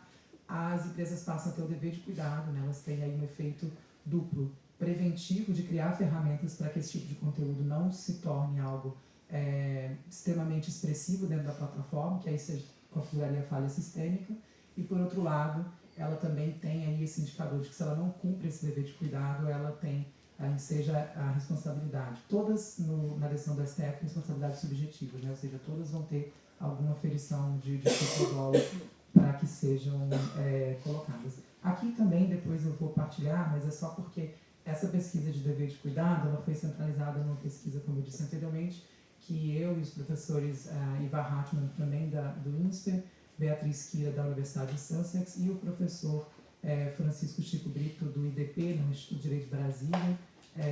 Nós nos reunimos nesse grupo de pesquisa durante quase 2 anos. Tinha também a pesquisadora Zoe Chloe, do Reino Unido, que ela não ficou durante os 2 anos, mas também foi pesquisadora. Nós fizemos uma pesquisa comparando o dever de cuidado com uma estrutura dentro do Online Safety Act do Reino Unido e com uma proposta que o Brasil estava tendo discussão regulatória. E aí aqui tem um tempo que dá acesso onde tem todos esses artigos, e aí que são resultados dessa pesquisa e outros que estão por vir. Depois a gente pode conversar e eu falar também do que está vindo dentro dessa pesquisa. E aí, para fechar mesmo, só para que eu não perca o meada aí, é que a falha sistêmica, só para dar um exemplo, seria o caso do GROC que a gente teve no Brasil, que teve uma ação do Ministério da Justiça, enfim, do Ministério Público também. O Poder Executivo está muito centralizado em construir decretos, inclusive a professora Bianca indicou isso na fala dela, nos decretos contra a violência de gênero online, que foram colocados aí recentemente a público. Mas o caso GROC foi isso, foi uma disseminação muito grande de uma plataforma criando cenas de exploração sexual de crianças e de mulheres, sem que ela tivesse qualquer tipo de cuidado para que essas cenas não fossem reproduzidas, construídas e divulgadas. E aí foi uma falha sistêmica nesse caso. Por exemplo, ela não cumpriu a decisão do STF, porque após a decisão agora do julgamento dos embargos, você tem 60 dias, mas na época já foi dito muito sobre o dever de cuidado, a ausência do dever de cuidado de uma plataforma de alcance global e que gerava uma violência de gênero expressiva para um grupo vulnerável, que as mulheres, e também uma violência expressiva para crianças e adolescentes que também eram muito vítimas desse tipo de conteúdo. E aí, finalizando mesmo, não vou citar tudo, mas acho que era importante, até para combinar com os outros professores que foram bastante positivos, eu também sei trazer ferramentas, né? Senão eu fico muito... não quero sair daqui com essa impressão. Acho que ano que vem eu comentei com a Eda que vou virar espanhol em breve, vou receber cidadania, e apesar de eu ter vindo na Espanha poucas vezes, a primeira vez a Galícia, estou bastante encantado, e eu espero que ano que vem eu volto falando espanhol, e que as pessoas queiram falar comigo. Se eu ficar com a imagem de uma pessoa muito negativa, vão falar, esse baixo astral aí, não quero conversar, não. Então eu estou tentando aí, quem sabe, voltar o próximo ano falando espanhol e com uma imagem positiva. Mas aqui no quadro de ferramentas, né, eu coloquei 10, pedi para que fosse construído esse modelo para ficar mais visual e resumido, mas tem várias coisas que podem ser feitas para que a plataforma introduza esse dever de cuidado, para que ela não caia na falha sistêmica. E aí, só para finalizar, eu não vou ler porque vocês vão ter acesso, também para respeitar o tempo que eu já passei, tem 2 aspectos importantes sobre a falha sistêmica. Ela não é sobre um conteúdo isolado, ou seja, se a gente tem um conteúdo de violência de gênero numa plataforma X, isso não configura que a plataforma caiu em falha sistêmica. A falha sistêmica é quando fica evidente que a plataforma não consegue conduzir um processo de governança que combata esse crime gravíssimo. Então isso é importante para que a gente não ache que a gente possa acionar o judiciário por uma coisa. Isso é importante, inclusive, no diálogo com os advogados e tem sido também no diálogo com o judiciário e outros atores do executivo e do legislativo também. E o outro ponto sobre a falha sistêmica é que ela o que vai configurar ela também é justamente a ausência do Instituto do Dever de Cuidado, que aí também nas pesquisas lá com a Universidade de Sussex e a gente pelo UNISPER, a gente fez uma leitura muito detalhada da bibliografia brasileira do direito privado, a gente separou várias áreas do direito para entender como o direito já mobilizava o dever de cuidado, desde direito de família até consumidor ambiental, para que a gente pudesse traçar aqui o efeito do dever de cuidado agora em legislações de regulação de plataformas. Ele é diferente um pouco, mas não do que a gente já tinha de histórico, por isso ele foi possível de ser introduzido no Brasil. Nos confundiria tão facilmente, por exemplo, com a boa-fé, apesar de serem semelhantes. Enfim, eu preciso terminar, mas é um prazer sempre falar do que a gente gosta e com uma plateia tão privilegiada que eu tenho o privilégio de falar. Então, muito obrigada a todos e a todos.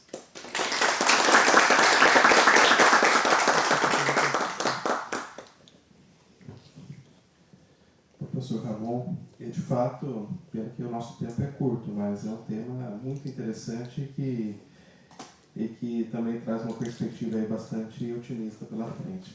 Obrigado pela sua fala. E agora, professora Suzana, que desafio, né? Fazer o fecho depois. Mas é por isso que a professora Suzana ficou para o final. Professora aqui, decana da Faculdade de Direito da Universidade de Vigo, né? Suzana Álvares Gonçalves. E é professora da área de Filosofia do Direito no Departamento de Direito Privado desta instituição. É doutora em Direito pela Universidade de Vigo, defendeu sua tese sobre o direito e a autodeterminação informativa como mecanismo de proteção à pessoa frente ao tratamento de dados genéticos. Linhas de investigação se centram na proteção de dados pessoais, na autodeterminação informática e questões de filosofia e teoria do direito vinculados às novas tecnologias. Então, professora Suzana, eu passo aqui o microfone, a palavra é sua, para o encerramento da nossa terceira mesa.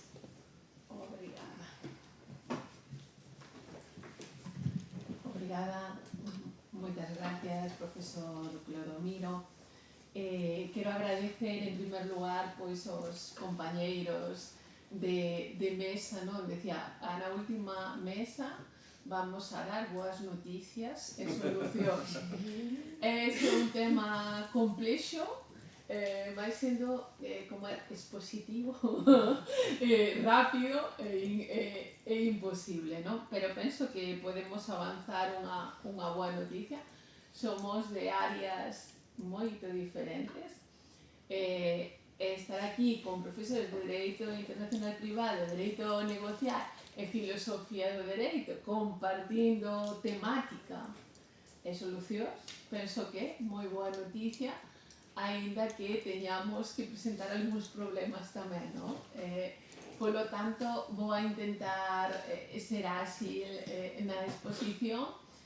Espero que se me entenda, vou falar despacio, perdón, por algún día eu tentarei falar tamén brasileiro, pero bueno, sempre pensamos os galegos que falando en galego, pois falamos medio brasileiro, nada que ver, eu estou sempre así atenta para comprender, penso que os demais pois fan o mesmo comigo, non? Moi rapidamente eu vou tentar expor pois como debería ser a abordaxe en xeral da era digital, grande pretensión en 15 minutos, en particular que é o que temos pendentes ou cales son os principais retos multidisciplinares para lanzar un pouco o debate ou para o futuro, non? En particular, falando do que chamamos nestes momentos as tecnoloxías emerxentes, estamos nun momento en donde parece que a IA está dominando os nosos mundos académicos e persoais, pero en xeral é a IA mesturada con outras tecnoloxías. O que chamamos tecnoloxías emerxentes, por un lado, tecnoloxías converxentes, é dicir, que ven de diferente ámbito, e os cales o direito ten que dar resposta. E como damos esa resposta? Vou vixilar aquí ben o tempo para que o profesor Clodomiro non me pase ningún papel. Ben, que pasa coas tecnoloxías emerxentes ou converxentes? Bueno, pois que presentan grandes ventaxas, esa é a boa noticia para a humanidade, presentan grandes ventaxas en materia de saúde, en materia negocial, en materia contractual, e tamén temos que estar vixiantes. Por que? Porque poden causar ao mesmo tempo, provocar grandes violacións dos dereitos humanos. E que nos pasa normalmente aos xuristas, ou polo menos que me pasa a mí, canto tento achegarme a estas tecnoloxías, que son tan diversas que os xuristas, como ben apuntaba o profesor Ramón, solo atisbamos a ver o que é a parte de arriba, pero faltanos a veces, moitas veces, moitos coñecementos para irnos a realmente ver como funcionan e cales son os problemas reais que estas presentan. Entonces estámoslo tratando moitas veces de forma superficial. E tamén é certo, e esta é unha responsabilidade do ámbito universitario, é que cando nos achegamos, como non son temas centrais das nosas áreas de coñecemento, non son temas contractuais, non son temas da norma xurídica, non son temas, pois tratámolo un pouco por arriba e non lle prestamos a atención debida. Isto é o que eu penso. Que é o que cal é a proposta en relación con estas tecnoloxías converxentes que son aquelas donde, por exemplo, se mezcla o ámbito científico, o ámbito médico, etc. Penso que no ámbito universitario temos que ser quen de reflexionar, de irnos un paso atrás. Estamos traballando todo sobre proxectos, borradores de legislación, pero temos que ir un paso atrás e meditar sobre que é o que temos, a donde queremos ir e como queremos regular. De aí está, eu penso que si vamos á doutrina italiana, á doutrina alemana, tamén que ten moita influencia tamén en Brasil, penso que temos que ir a unha reflexión sobre a conciencia tecnolóxica. É dicir, que nos está pasando? Estamos implantando absolutamente unha tecnoloxía nova sin ser conscientes de realmente que o que estamos a implantar e como estamos a implantar. En este sentido, o debate está invertido, claramente. Primeiro, xorde o avance tecnolóxico e despois o dereito ponse a regular. É dicir, as compañías tecnolóxicas nestes momentos están en realidade facendo tecnoloxía a marxe do dereito. No positivo, estás a portar relativamente ben po que pudera facer, porque non estamos freando absolutamente nada do que están facendo, estamos frenando moi pouca cousa, porque evidentemente danos unha tecnoloxía, a maioría gratuita, e non sabemos como funciona. Home, si sabemos como funciona a nivel de usuario, pero non realmente o que se está a facer con ela. Tamén vamos a necesitar, eu penso, ademais da conciencia tecnolóxica, vamos a necesitar fixar cales son os expertos na tecnoloxía. Os expertos da tecnoloxía está moi ben que sexa o ámbito inxeñeril, o ámbito, si queremos, tecnólogo, pero cun riesgo grande para o resto das disciplinas, que caer nunha tecnocracia. É dicir, que finalmente quen goberne os países, quen goberne o Estado, sexa pois aqueles que saben realmente da tecnoloxía. Isto eu penso que se está a ver moi ben. Que noticias nos saen, como nos saen, que perfil ten, etcétera, etcétera. Co cal, podemos recaer nese ámbito. Co cal, precisamos que os ámbitos, como ben sinalaba o profesor Ramos, sean interdisciplinarios. Necesitamos un coñecemento. Porque que nos encontramos agora, ou penso que nos encontramos nun ámbito, en realidade, de a legalidade. É dicir, en moitos dos ámbitos non temos unha regulación a cal enfrentarnos e quizáis o peor, que estamos indo a un sistema de autorregulación, no cal, evidentemente, disciplinas como o dereito internacional privado, o dereito mercantil, terán moito que decir sobre o tema.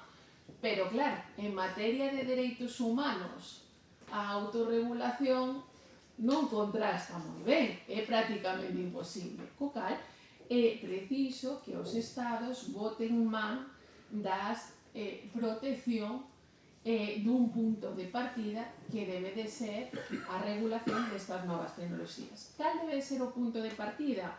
Primeiro, que as máquinas, e xa falo de máquinas en xeral, incluídos os algoritmos, teñan fins compatibles cos seres humanos. Penso que é unha das premisas.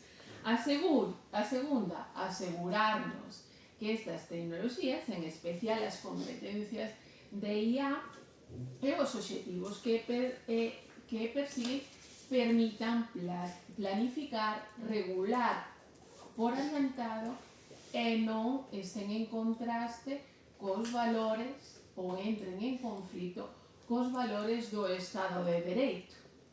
É aquí onde eu penso que temos unha boa noticia.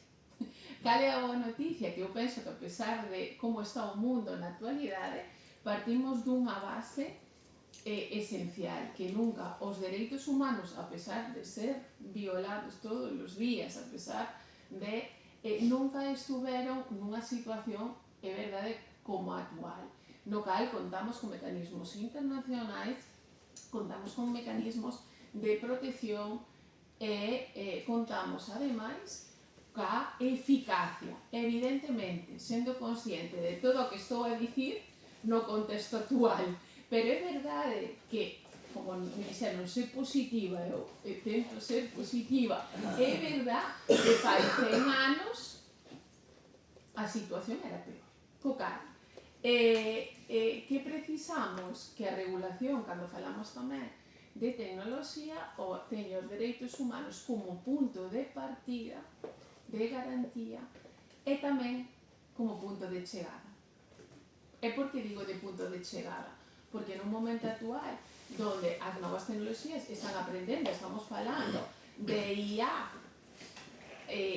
con aprendizaxe automático, estamos falando de learn machine e demais, temos que pôr un punto de chegada. E o punto de chegada tamén será o ámbito dos dereitos humanos. Non vai a ser que polo medio, pola metade do avance tecnolóxico, nos atopemos que a máquina cambia. É o peor, que non nos enteremos que cambia o algoritmo. Eso pudera suceder. Co cal, penso que é ese punto de partida o que temos que ter na mente. Cales son, simplemente por deixalo aquí aberto, cales son os 3 temas centrais, eu penso que actuais, en relación cas tecnoloxías converxentes e aí ao que o dereito debe de dar unha resposta urxente. A primeira delas é regular o control da IA para evitar o que chamamos o estado policial perfecto. É certo que durante moito tempo, calquera de nós sempre estudiamos a tensión entre liberdade e seguridade. Eso foi así, pero tiña unha solución. E nós falábamos de liberdade e despois falábamos de límites da liberdade en relación ca seguridade. Como tiñan que ser esos límites? Proporcionais, idóneos, penso que en todos os países con democracia máis ou menos tiñamos claro. Que pasa nestos momentos ca IA? Bueno, pois que presenta un reto moi un reto realmente pois interesante. que poden producirse escenarios de control dos ciudadanos, dos seres humanos, incluso sin resistencia. Como? Pois a través das noticias que nos dan, a través das aplicacións, co cal, de repente, se alguén nos di, bueno, eu sei en que momento forzas e corpos de seguridade do Estado, a policía, eu sei realmente onde vas estar as 24 horas. Eu penso que todos ficaríamos como, sabe, evidentemente, non forzas e corpos de seguridade do Estado, pero as tecnolóxicas sí. E da igual que teñamos a ubicación activada ou non, porque o repetidor está aí. Co cal, nun parámetro, sabemos onde estamos todos. Unha vez que saibamos onde estamos todos, hai moitos experimentos sociais xa feitos. Vamos a ver que información lle proporciona. E a partir de aí, vamos a facer un control. Isto é moi importante nas relacións internacionais, comerciais e non comerciais. Co cal, podemos encontrarnos con temas electorais, temas comerciais, etc., onde a xente se comporte pensando que actúa libremente nun contexto totalmente de manipulación informativa. Isto é o que está sucedendo. Isto fai que as noticias subliminares crezan.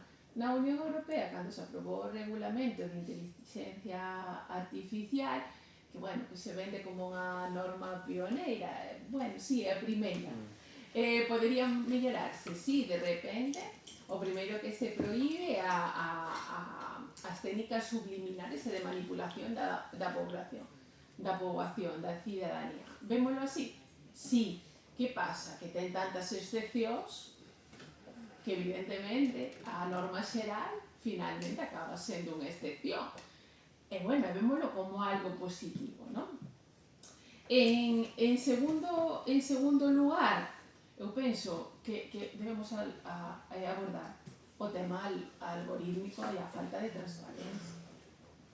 É moi útil, claro que é moi útil a nivel de outras disciplinas, pero o que estamos facendo é que determinados programas informáticos diseñados e que o que fan é un diseño e despois a obtención de datos tomen decisións na administración pública sobre recoñecementos de dereitos, de prestacións, falábamos antes do cuidado, de prestacións de cuidado, de rentas, a maioría da poboación, con criterios a veces definidos e non definidos. Claro, o primeiro que temos que ter eu penso que en mente é que os algoritmos non son neutrais. Ten sesgos de automatización, isto está moi estudiado xa.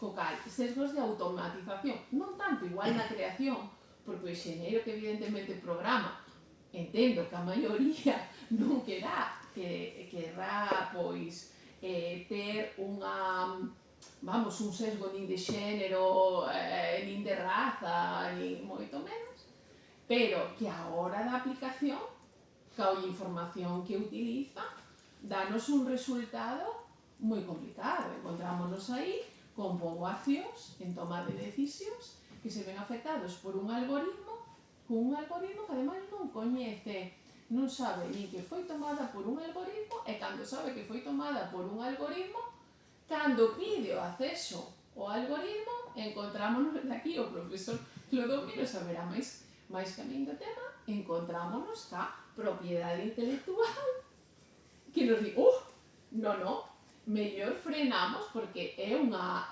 propiedade intelectual e vostede non pode coñecer que o que di o algoritmo sobre vostede.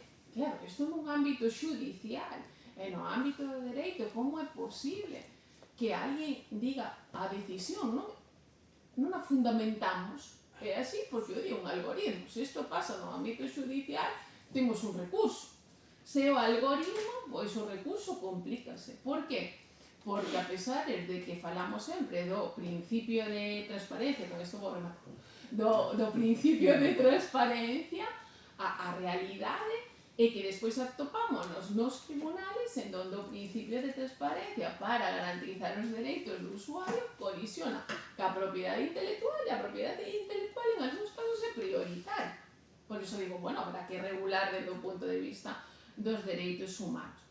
Por si alguén lle interesa, en España houve recentemente unha sentencia que do mes de novembro do ano 2025, que é a sentencia Bosco, que foi dictada por o Tribunal Supremo Español, que foi interposta por unha demanda dunha plataforma cidadá que quere acceder ao código fuente do chamado Programa Bosco. E que era o Programa Bosco? Para non falar mal dos demais, falamos mal do noso, non? Porque en todos os lados, non? A veces Europa vese, pois somos pioneiras na regulación, sí, pero temos outras cousas que nos queda moito por avanzar, en materia de dereitos ás veces flaqueamos. O Programa Bosco era unha aplicación informática utilizada por o Ministerio de Transición Ecolóxica, co que facía era a concesión do bono eléctrico, é dicir, as familias que estaban en vulnerabilidade, pois o Programa Bosco adoptaba a decisión de se cumplían os parámetros ou non. Houve algunhas solicitudes denegadas, en este caso, pois unha fundación ciudadana solicitou acceder ao programa fonte da aplicación. E denegaron, por suposto, o Ministerio. Vamos a dar un pouquiño, uns parámetros, pero non todo. Por qué? Por a propiedade intelectual. O caso chega ao Supremo, o Tribunal Supremo Español, e fixa por primeira vez unhas premisas en relación ca democracia, ca ciudadanía e ca transparencia dos algoritmos. E que di unha cousa que a mí me parece moi interesante. O Tribunal Español o que fai traducir o tema da transparencia algorítmica como a traducción dun linguaxe informático a normas legais. É dicir, se o programa actúa como unha norma legal, as normas legais deben de ser públicas e, polo tanto, o cidadán ten dereito a acceder ao mesmo, aínda que se vulnere a propiedade intelectual. Evidentemente, haberá que ponderar todos os casos, pero a regla xeral é esa. E tamén outra cousa que me parece moi importante para este tema, que rexeita a doutrina da seguridade por oscuridade. É dicir, para un estar máis seguro non podes engañar a poboación para tentar protexer a súa liberdade. Co cal introduce, eu penso, dúas cuestións que expoño aquí, que deixo abertas, se alguén quere algunha información sobre isto, a súa disposición, é o tema da democracia digital. Con isto eu remato a intervención. Habería moitas cousas que dicir en relación cos dereitos clásicos, a liberdade de expresión, saía antes, os límites, como facemos no tema de internet, pois habería moitas cousas, pero son as 2:45 da tarde, e polo tanto eu deixo aquí a miña intervención agradecendo moito pois a invitación de estar hoxe aquí e poder compartir con vos pois este momento e aprender de vos tamén.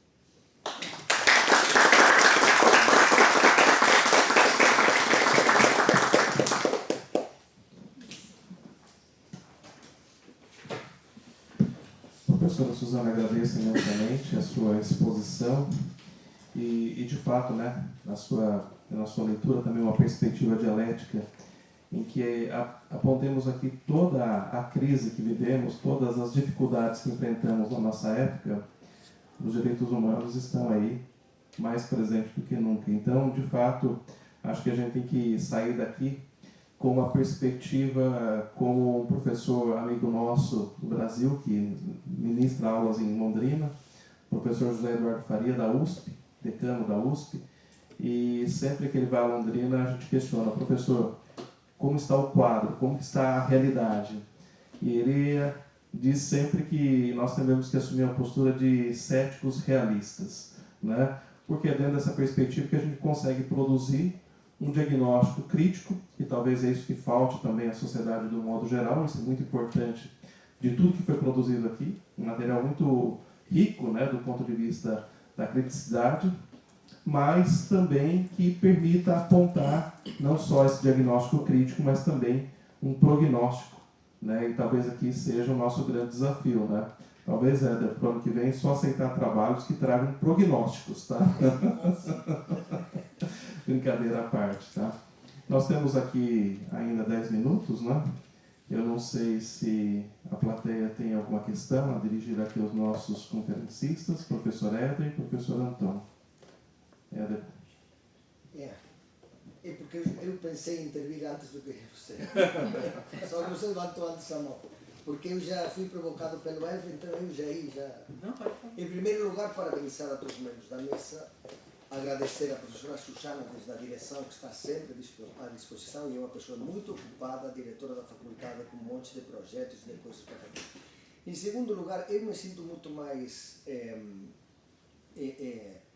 cômodo falando com vocês em português do que em espanhol, mesmo que falo pior, mas decir, como decoro a única pessoa galega que tem aqui, que é a professora Susana, e eu vou falar em galego. Ela acredita que vocês não entendem bem o galego, mas mesmo sendo diferente, entendem perfeitamente. Espero. Entendem Fala sin problema, que nos comprendemos. Non, por Deus. Eu quería decir o seguinte, profesor Elber, non é unha provocación, por suposto, ni moito menos, senón o que a súa fala me suscitou a mí. E isto está en relación tamén con o que falou o profesor Pauseiro. A Unión Europea, xa o 9 de maio de 1950, na célebre Declaración Schuman, que era un ministro de Exteriores francés con nome de ministro alemán, pero era francés, na Declaración Schuman dice que a Comunidade Europea do Carbón e o Aceiro nace para superar as rivalidades militares de dous enemigos antagónicos son Francia e Alemania. É dicir, se utiliza a Unión Europea como forma de superar, se utiliza a Comunidade Europea con intereses exclusivamente económicos nese momento para superar as rivalidades militares e nacionais. E a partir de aí a Unión Europea foi avanzando máis rápida, máis lentamente en unha organización supranacional que acaba creando a propia cidadanía europea. E iso obrigou a todos os estados pertencentes á Unión Europea non a levarse ben, pero a non ser enemigos, porque teñen intereses comuns. Entón, a pregunta que eu lle fago ao profesor Elbe é si tú consideras que o Mercosur podería servir como elemento para reforzar a posición latinoamericana frente a doutrina Monroe. É dicir, mellor dito, non se serviría para iso, senón se os países que componen a Mercosur son conscientes de que o avance na Mercosur é un avance tamén frente aos americanos, frente aos norteamericanos, frente a Estados Unidos. De feito, a Unión Europea conseguiu ser unha forza mundial, non a nivel militar, porque non ten exército, tampouco a nivel económico, porque non ten o poderío de outras economías, pero sí a nivel axiolóxico. É dicir, a Unión Europea é un referente mundial en valores e en dereitos humanos. Sin que eso signifique decir que os dereitos e os valores da Unión Europea son os millores, pero en cualquier caso é un referente. A pregunta directa é se vostedes non creen que reforzar o Mercosur serviría como elemento fundamental para gañar peso a nivel internacional e gañar peso frente a Estados Unidos. Xa sabemos que para iso hai que superar os nacionalismos. Hai que superar o nacionalismo brasileiro, hai que superar o nacionalismo argentino, hai que superar... Eu que fui moi nacionalista, só que galego, non nacionalista español, que é diferente, porque non mesmo ser nacionalista, moi diferente. O nacionalismo galego non é imperialista e é un nacionalismo incluinte, non excluinte como pode ser o nacionalismo español. Entón, o Mercosur supón superar eses nacionalismos, pero non significa renunciar a ele. Eu non necesito ser menos brasileiro nin defender menos a Brasil para integrarme máis nunha comunidade máis extensa. A pregunta é esa. Gracias. Deixa eu aproveitar, incluir também, Éder, a sua colocação, pode ser? Sim, então eu vou dividir. Professora Susana, mais uma vez agradeço por toda a abertura que a Faculdade de Direito aqui nos dá, por todo o empenho também, pela ajuda, e a nossa gratidão é muito grande. Muito, muito, muito obrigado. E já aproveito então para fechar, que há uma ligação entre sua fala e a fala do professor Ramon, que é provocativa também, porque eu acho que a gente na academia hoje tem que talvez trabalhar com algumas alucinações, porque as categorias me parecem que já não servem de maneira adequada para narrar este mundo que não se encaixa mais nessas categorias. Eu aprendi na minha graduação no Brasil que os direitos humanos começam principalmente dentro da tradição cristã, em que o homem é feito à imagem e semelhança de Deus, né? Me permitam dizer, sem ferir a religião de ninguém, que eu sempre achei isso muito narcísico, né? Você conceder direitos humanos a alguém a partir de uma imagem e semelhança, né? Eu trabalho muito com a questão da diversidade, eu acho que não deveríamos começar por aí, né? Estávamos em Salamanca, comemorando 500 anos de Francisco de Vitória, e aprendi com os meus amigos salmantinos que tudo começou com Francisco de Vitória, quando ele... Tudo, até futebol. Quando ele, ao pensar a questão indígena, né, concedeu direitos aos indígenas da América Latina, né, e até brinquei lá, falei assim, e os romanos concederam alma para vocês também, quando chegaram aqui, né? Eu não fui muito bem entendido naquele momento, acho que não era o caso, né, porque eu estava comemorando Francisco de Vitória. Então, muitas vezes eu penso que talvez ao olharmos para o mundo digital e falarmos direitos humanos digitais, estamos sendo narcísicos. E talvez isso nos impida. Impeça? Impeça, obrigado. Tem um outro idioma. Nos impeça visualizar algo que talvez seja diferente, né? A gente fala muito pós-humanismo, transhumanismo, e não quero ser pós-modernista nesse sentido, mas falar daquilo que a gente ainda não consegue dizer. O que é este humano? Quando você disse que já se pode saber o que você fará às 10 horas da noite, ele não está falando sobre você, está falando sobre uma outra coisa, né? Quando a gente discute perfilamento, não falamos sobre seres humanos, falamos sobre outra coisa, né? E falo porque quando também escrevi sobre sujeito digital e tal, estava tentando encontrar este outro eu, que não é o humano dessa modernidade. Eu não sei se o diálogo ele passa pela categoria agora de direitos humanos, é uma dúvida que eu me coloco. E me lanço também a esse desafio. Podemos falar de direitos humanos digitais. Será que é realmente possível falar disso? E aí, até aproveitando a questão dos prejuízos, dos thresholds e outras coisas, mas dos algoritmos, também me lanço a dúvida se transparência algorítmica é algo possível. Não sei se vocês já viram um algoritmo, né? A gente fala muito disso, é muito diferente quando a gente fala transparência legislativa, né? Transparência legislativa, eu consigo ler o que está lá. Se eu pego um algoritmo, eu não sei o que está acontecendo.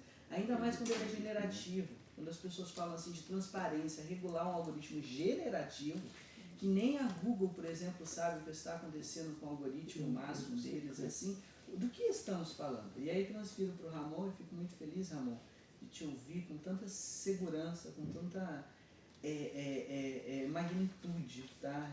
Eu não canso de repetir, tanto você quanto Bianca, o quanto vocês me deixam feliz, tá? Assim, de ver que estávamos falando antes da questão da filiação, né? Eu fico muito feliz de em algum momento ter passado pela vida de vocês, né? Estou passando ainda, tá?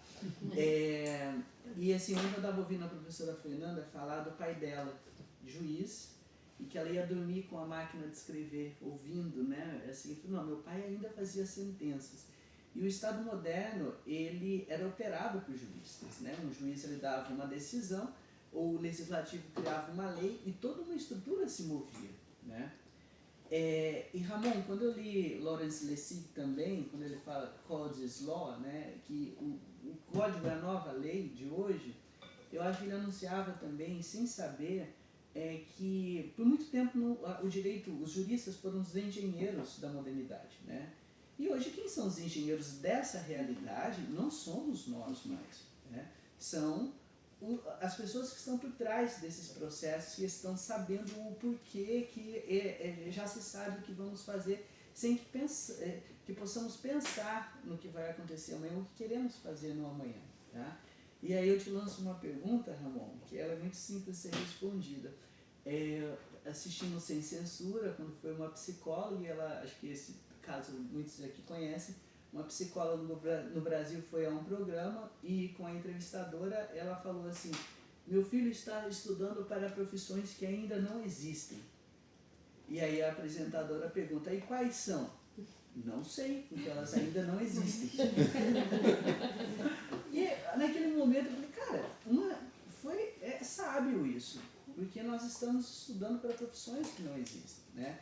Eu falo muito com os alunos, e por isso eu acho que você, Ramon, você está numa intersecção muito interessante, porque essa é a profissão que não existe, que você está estudando, e que você ainda não sabe qual é. Eu preciso de alguém que saiba produzir um algoritmo que tome uma decisão judicial. Por mais que a gente ache que ainda precisa ter um humano, daqui a 10 anos não teremos humanos decidindo. E hoje uma IA ela consegue tomar uma decisão com muita excelência se você souber bem programá-la. E talvez a gente vá olhar para isso e vai entender que é melhor que uma IA ajude em determinadas questões do que um ser humano. Eu sei que isso para muitos parece aberração e parece anular o humano. Então eu não sei assim, hoje como conversar com os meus alunos, sendo que antigamente eu entrava numa faculdade e falava assim, no final vocês vão conseguir fazer uma petição e um recurso, um agravo de instrumento e tal. Hoje eu olho para um aluno de primeiro período e falo assim, me perdoe, mas tudo isso que nós vamos ensinar para vocês é resolvível em poucos segundos por uma IA. Quais são as profissões do futuro que você está estudando, Ramon? Você poderia dizer para a gente aí? Eu sou a Cissa Guimarães da sua vida. Bom, o Weber colocou a gente numa situação difícil, né? Pelo horário e É pelo caráter. só uma provocação. Altamente impactante pelas questões aí, trazidas também pelo professor Antônio. Vamos fazer o seguinte, por questão de horário, eu vou passar aos professores, 2 minutos para cada um, pode ser? Passar aqui para o professor. Eu vou começar pelo professor Elber, a questão do Antônio, depois a professora Suzane e o Ramon. Bom, então, vou tentar responder a tua questão. Eu acho que 3 questões rápidas. Um dos problemas do Mercosul é eu diria assim, a complexidade das 4 economias envolvidas. O Brasil é a 10ª economia, a Argentina a 26ª, o Paraguai está, a colocação do Paraguai é 96 e do Uruguai 84. Ou seja, só para comparar aqui, o Paraguai tem um PIB de 60, Uruguai 60 bilhões, o Brasil 2,64 trilhões. Então, nós estamos falando de economias muito distintas. E aí, inclusive, tem uma discussão, né, uma colega professora de internacional sempre diz, né, como é que os vizinhos nos enxergam? A relação do Brasil com a Argentina é uma relação bastante igualitária, né, às vezes tem um déficit de balança comercial, mas é um ganha-ganha, é uma troca muito próxima em função exatamente das negociações, tipo de produto, próprio tamanho das economias. Mas com relação ao Uruguai-Paraguai, é uma troca absolutamente assimétrica. Então, em primeiro lugar, nós temos só 4 países, estamos falando de países com economias de tamanhos muito distintos. Então, o Brasil, obviamente, em relação ao Paraguai e Uruguai, atropela. De alguma forma, a Argentina também. Então, é uma negociação sempre muito delicada em função do tamanho das economias. O segundo aspecto, eu acho que ao longo desses anos, nós tivemos escolhas políticas, né, por não avançar e não aprofundar o Mercosul. Terceiro lugar, de tempos em tempos, nós temos um maluco na frente do governo de um país, como tivemos o Bolsonaro em 2018 e o Milei na Argentina, e eles tratam de torpedear todo o tempo a possibilidade de um aprofundamento da União, tentando fazer acordos bilaterais com outros países, muitas vezes contrariando interesses do próprio bloco. Então é sempre muito delicado lidar com isso politicamente.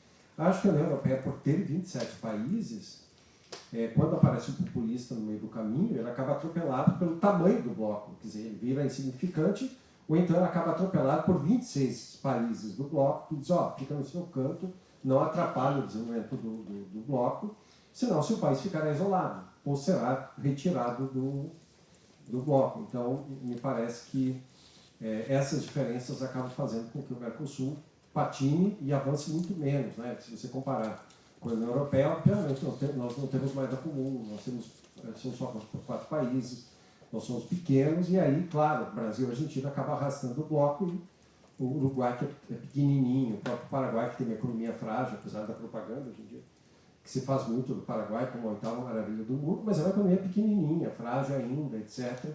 Um país bastante pobre em relação aos outros, as coisas ficam um pouco mais complicadas. Então, como disse, é um bloco que ele é pequeno, são 4 países, o que complica, facilita, mas também complica ao mesmo tempo.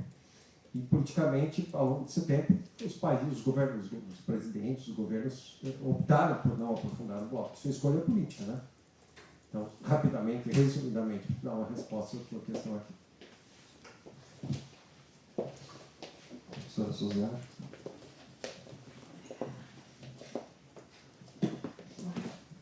O agradecimento é meu por poder estar aquí con vos. Eu estaría os 3 días no Congreso feliz. Si eso sirve de referencia. Así que moi agradecida. En relación ca resposta, eu teño moi claro, pero porque son moi particular.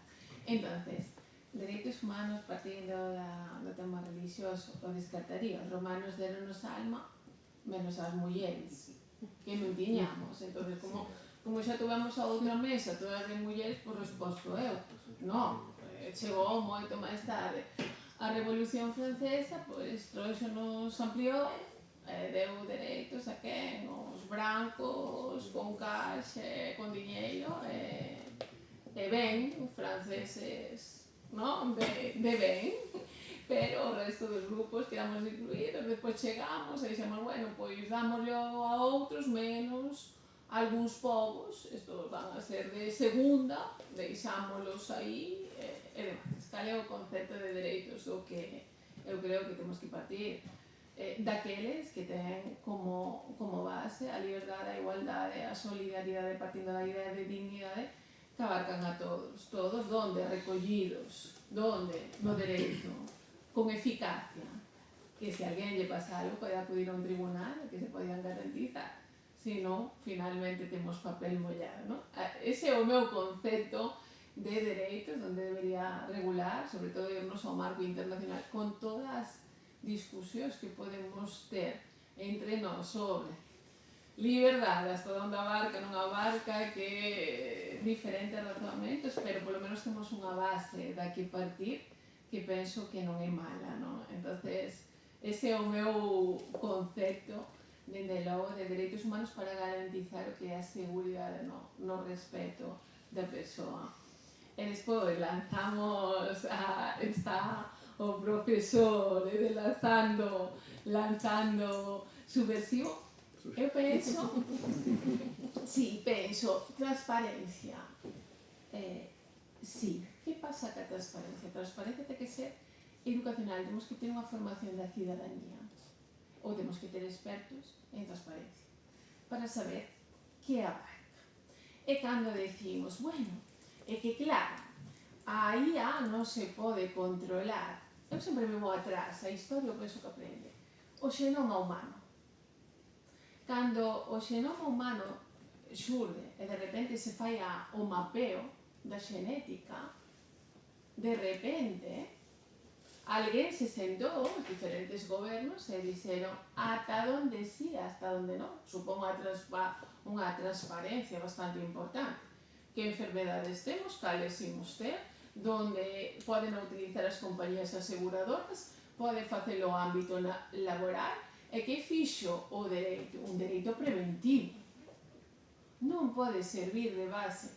Ahora, deixamos a máquina funcionar e Google non a pode controlar. É que igual Google debería estar sometido ás normas. E se non a pode controlar, tenemos que utilizar un dereito preventivo. Si queremos ter, eu penso, estar no marco do Estado de Dereito. Despois podemos falar de moitas cousas. Ten os robots dereito? Non? imos no seu ámbito, podemos, cal é a responsabilidade? Responsabilidade civil, responsabilidade penal, coche autónomo, queremos todos, eu a primeira, encantaríame montarme que me leve, pero tenemos que tratar previamente cal é o marco da responsabilidade, e aí temos que ter transparencia. Non podemos deixar que de repente un auto pois atropelle a alguén, como é propiedade intelectual, pues non pasa nada. No, sí que pasa. Haberá alguén responsable. E senón, pois sí que nos tenemos que ir ás profesións do futuro que non sabemos cales son. Pero noutro contexto, non no Estado de Dereito. En fin, esa é a miña opinión, pero é só a miña que igual despois cambio en algún futuro, pero de repente é a visión que teño. Moitas gracias a todos por escoitar.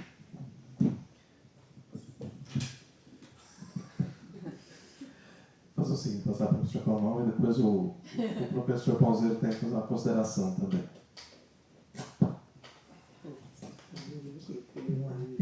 Olha, eu quero dar uma desperta e usar a resposta que a psicóloga deu no programa da Cissa Guimarães, mas eu também não tenho como saber do futuro, porque eu estou vivendo no presente. Mas assim, eu penso muito no futuro, desde sempre. Apesar de eu não ser uma pessoa diagnosticada como ansiosa, eu vivo ansiedades constantes, de ficar pensando o tempo todo. Desde o que eu vou fazer daqui a 5 minutos, eu estou pensando na cantina, acho que todo mundo. Mas também eu fico pensando o que eu vou fazer daqui a 10, 15, 20. Níveis assim, de imaginar até o retrato arquitetônico do que eu estou fazendo. Mas por isso eu acho que eu consigo imaginar alguma coisa, né? E até também por conta do tipo de área que eu estou inserido.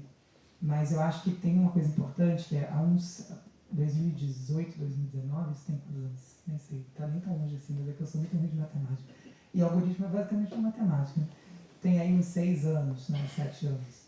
Eu escrevi um artigo ainda mestrando ainda, né, que era Pode a máquina julgar, que era justamente um questionamento se como a inteligência artificial poderia ser introduzida nos processos judiciais em relação ao julgamentos, né, que é diferente, por exemplo, do que a inteligência artificial já fazia no Brasil na época com o Vitor, que é uma inteligência artificial que foi aplicada ao STF para poder diferenciar tipos de decisões judiciais, para saber, enfim, para onde elas iam ser endereçadas dentro do Supremo Tribunal Federal Brasileiro, que é super inchado. Na época não se tinha nenhum tipo de ideia de que a gente estaria hoje vivendo uma situação que o Conselho Nacional de Justiça tem que criar um guia para instruir juízes a não utilizar inteligência artificial em decisões judiciais por conta de equívocos, né? Decisões que a inteligência artificial gerou que trouxe algum tipo de insegurança jurídica para aquele processo judicial, até a dano para uma das partes. Então, acho que esse problema ainda persiste. Então, eu acho que isso é um ponto importante da gente trazer. A tecnologia ela não resolveu todas essas questões, mas eu fico muito me perguntando que profissional a gente pode ser a partir do momento em que a gente... Não é que a gente não precisa das ferramentas tradicionais, por exemplo, não saber como funciona o sistema jurídico, desde a teoria até a prática, mas o que a gente vai poder fazer a mais quando a gente tiver o tempo que a gente gasta em produzir coisas que a gente pode automatizar. Porque a gente automatiza, né, e procedimenta coisas por tecnologia historicamente.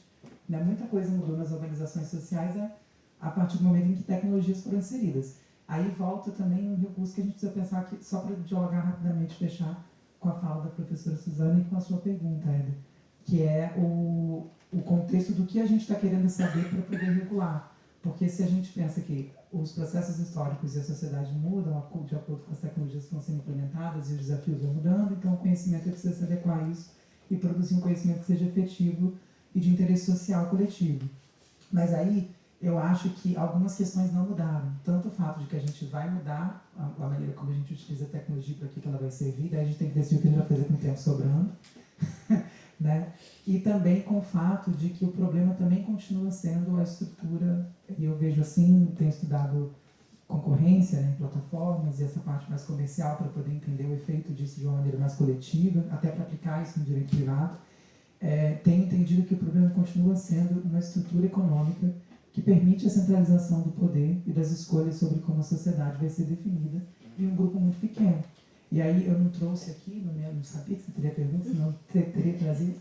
Teve uma capa da revista Time, acho que uns 2 anos atrás, que foi muito interessante. Eles pegaram uma foto dos operários que estavam trabalhando no edifício Rockefeller em Nova York, uma foto clássica, né, do crescimento de Nova York, do símbolo de Nova York como a centralização econômica daquele modelo lá nos anos 50 e 60, e trocaram pelos CEOs das inteligências artificiais generativas, dando a entender que esses eram, né, os novos arquitetos daquilo que é o símbolo econômico. Então você sai de um operário que construía a partir da tecnologia manual aquela que seria a capital do símbolo econômico do mundo, né, e você vai para pessoas que estão tomando decisões sobre como elas vão ganhar mais dinheiro em cima da exploração de nós, mas de uma maneira muito mais exponencial, porque não é de nós no nosso tempo, simplesmente, é de nós em tudo que compõe aquilo que a gente tem interesse para que isso seja comercializado. Então, quando a professora fala da nossa desconexão com o celular, e o professor Eder traz que isso seria uma outra pessoa, mas tem uma conjunção nisso que é um conjunto de previsibilidade sobre como a gente vai se comportar e uma decisão sobre como o nosso comportamento pode gerar mais dinheiro para um grupo muito pequeno que hoje pressiona estados democráticos. Né? A gente vivenciou isso no Brasil, tem vivenciado isso em vários países. Como os países que abrigam as principais plataformas conseguem coibir, por meio dessas big techs, a maneira como os estados vão poder regular ou não elas dentro do seu arcabouço jurídico. Então entra aí também mais uma discussão de direitos humanos, porque os direitos humanos é uma coisa internacionalizada. Só que o diálogo não está internacionalizado. Existe alguém com poderio para decidir qual vai ser o limite de acesso a direitos humanos que cada nação vai ter, porque isso vai ser correspondente ao nível de participação que ela tem dentro dessa estrutura econômica. Então, enfim, posso falar mais, mas acho que a minha previsão de futuro para as profissões é que acredito que nós vamos precisar cada vez mais ter esse diálogo amplificado, né, para outras áreas, sem perder os recursos, mas acho uma decisão sobre como a gente vai utilizar o tempo. E uma anedota é que meu pai queria muito ter um filho formado em Direito, porque ele tem uma irmã, uma tia já falecida, minha desembargadora, e um outro irmão também, juiz, enfim. E ele queria muito ter um filho. Meu pai tem 6 filhos. Então ele quis não, né? Mas ele teve 6 filhos em 4 casamentos. Isso está sendo gravado, pai, eu te amo, desejo tudo de bem. Eu quero dispor o seu amor e toda, enfim, carinho que você tem pelo Instituto do Casamento e Matrimônio. Né? Mas o que eu quero dizer, gente, ele gosta, ele é economista também, porque tem falado de uma besteira, mas também ele não trabalha com isso, então, enfim. Ele teve 6 filhos, e tem um irmão meu que tem uma idade bem próxima de mim, que é um ano mais novo, que aí a gente, na época meu pai ficou acentuando isso, né, porque elas que faltavam entrar na faculdade, eu entrei no Direito, meu irmão também, e depois até o 7º período, meu irmão trocou para Ciências da Computação. Agora ele é formado em Ciências da Computação na UF, e eu sou formado em Direito pela UF. Recentemente, nos últimos encontros que a gente teve, meu pai falou assim, queria ter muito um filho formado em Direito. Aí o outro, que não queria fazer Direito, copiou aquele que já queria fazer Direito. Era eu que queria. Aí o outro foi lá e falou, disse, não vou fazer da computação. Aí o outro que já tinha feito Direito, não satisfeito, foi tentar copiar o outro, para ficar falando como é que o computador discute Direito. Aí ele falou assim, você tem uma coisa um com o outro, né? Então, assim, acho que talvez essa sinergia acaba sendo importante. Até um aspecto familiar, eu já estou vendo essa sinergia de formações. É isso, desculpa pelo passar do tempo. Obrigado.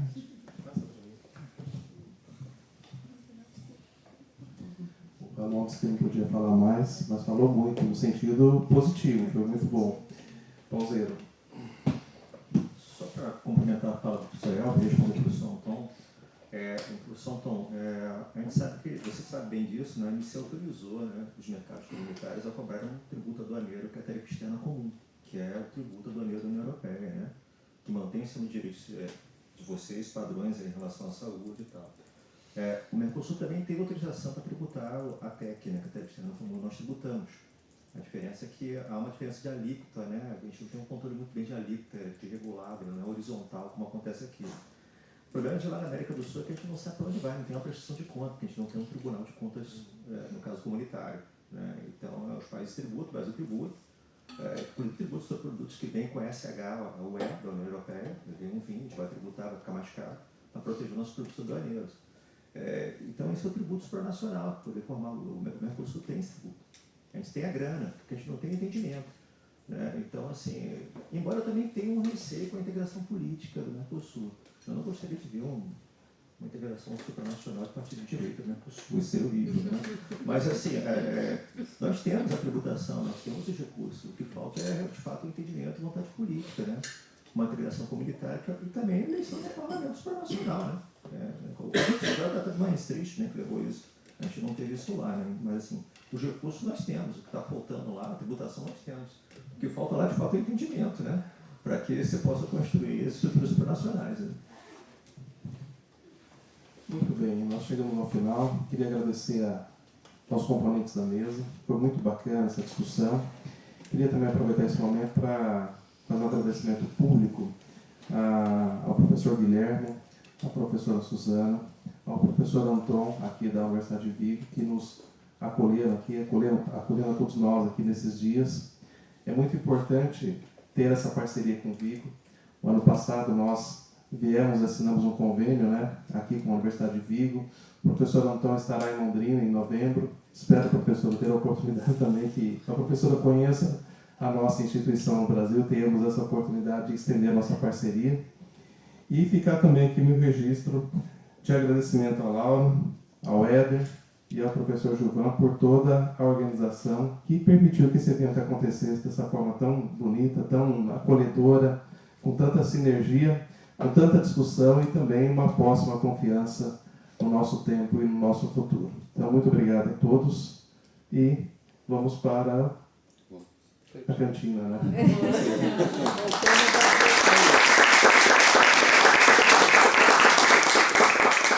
Gente, 16 horas a conferência de encerramento e depois tem o que lá?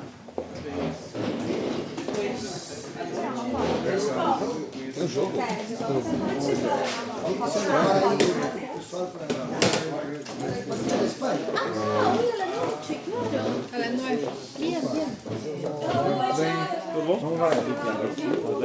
Olá, professor.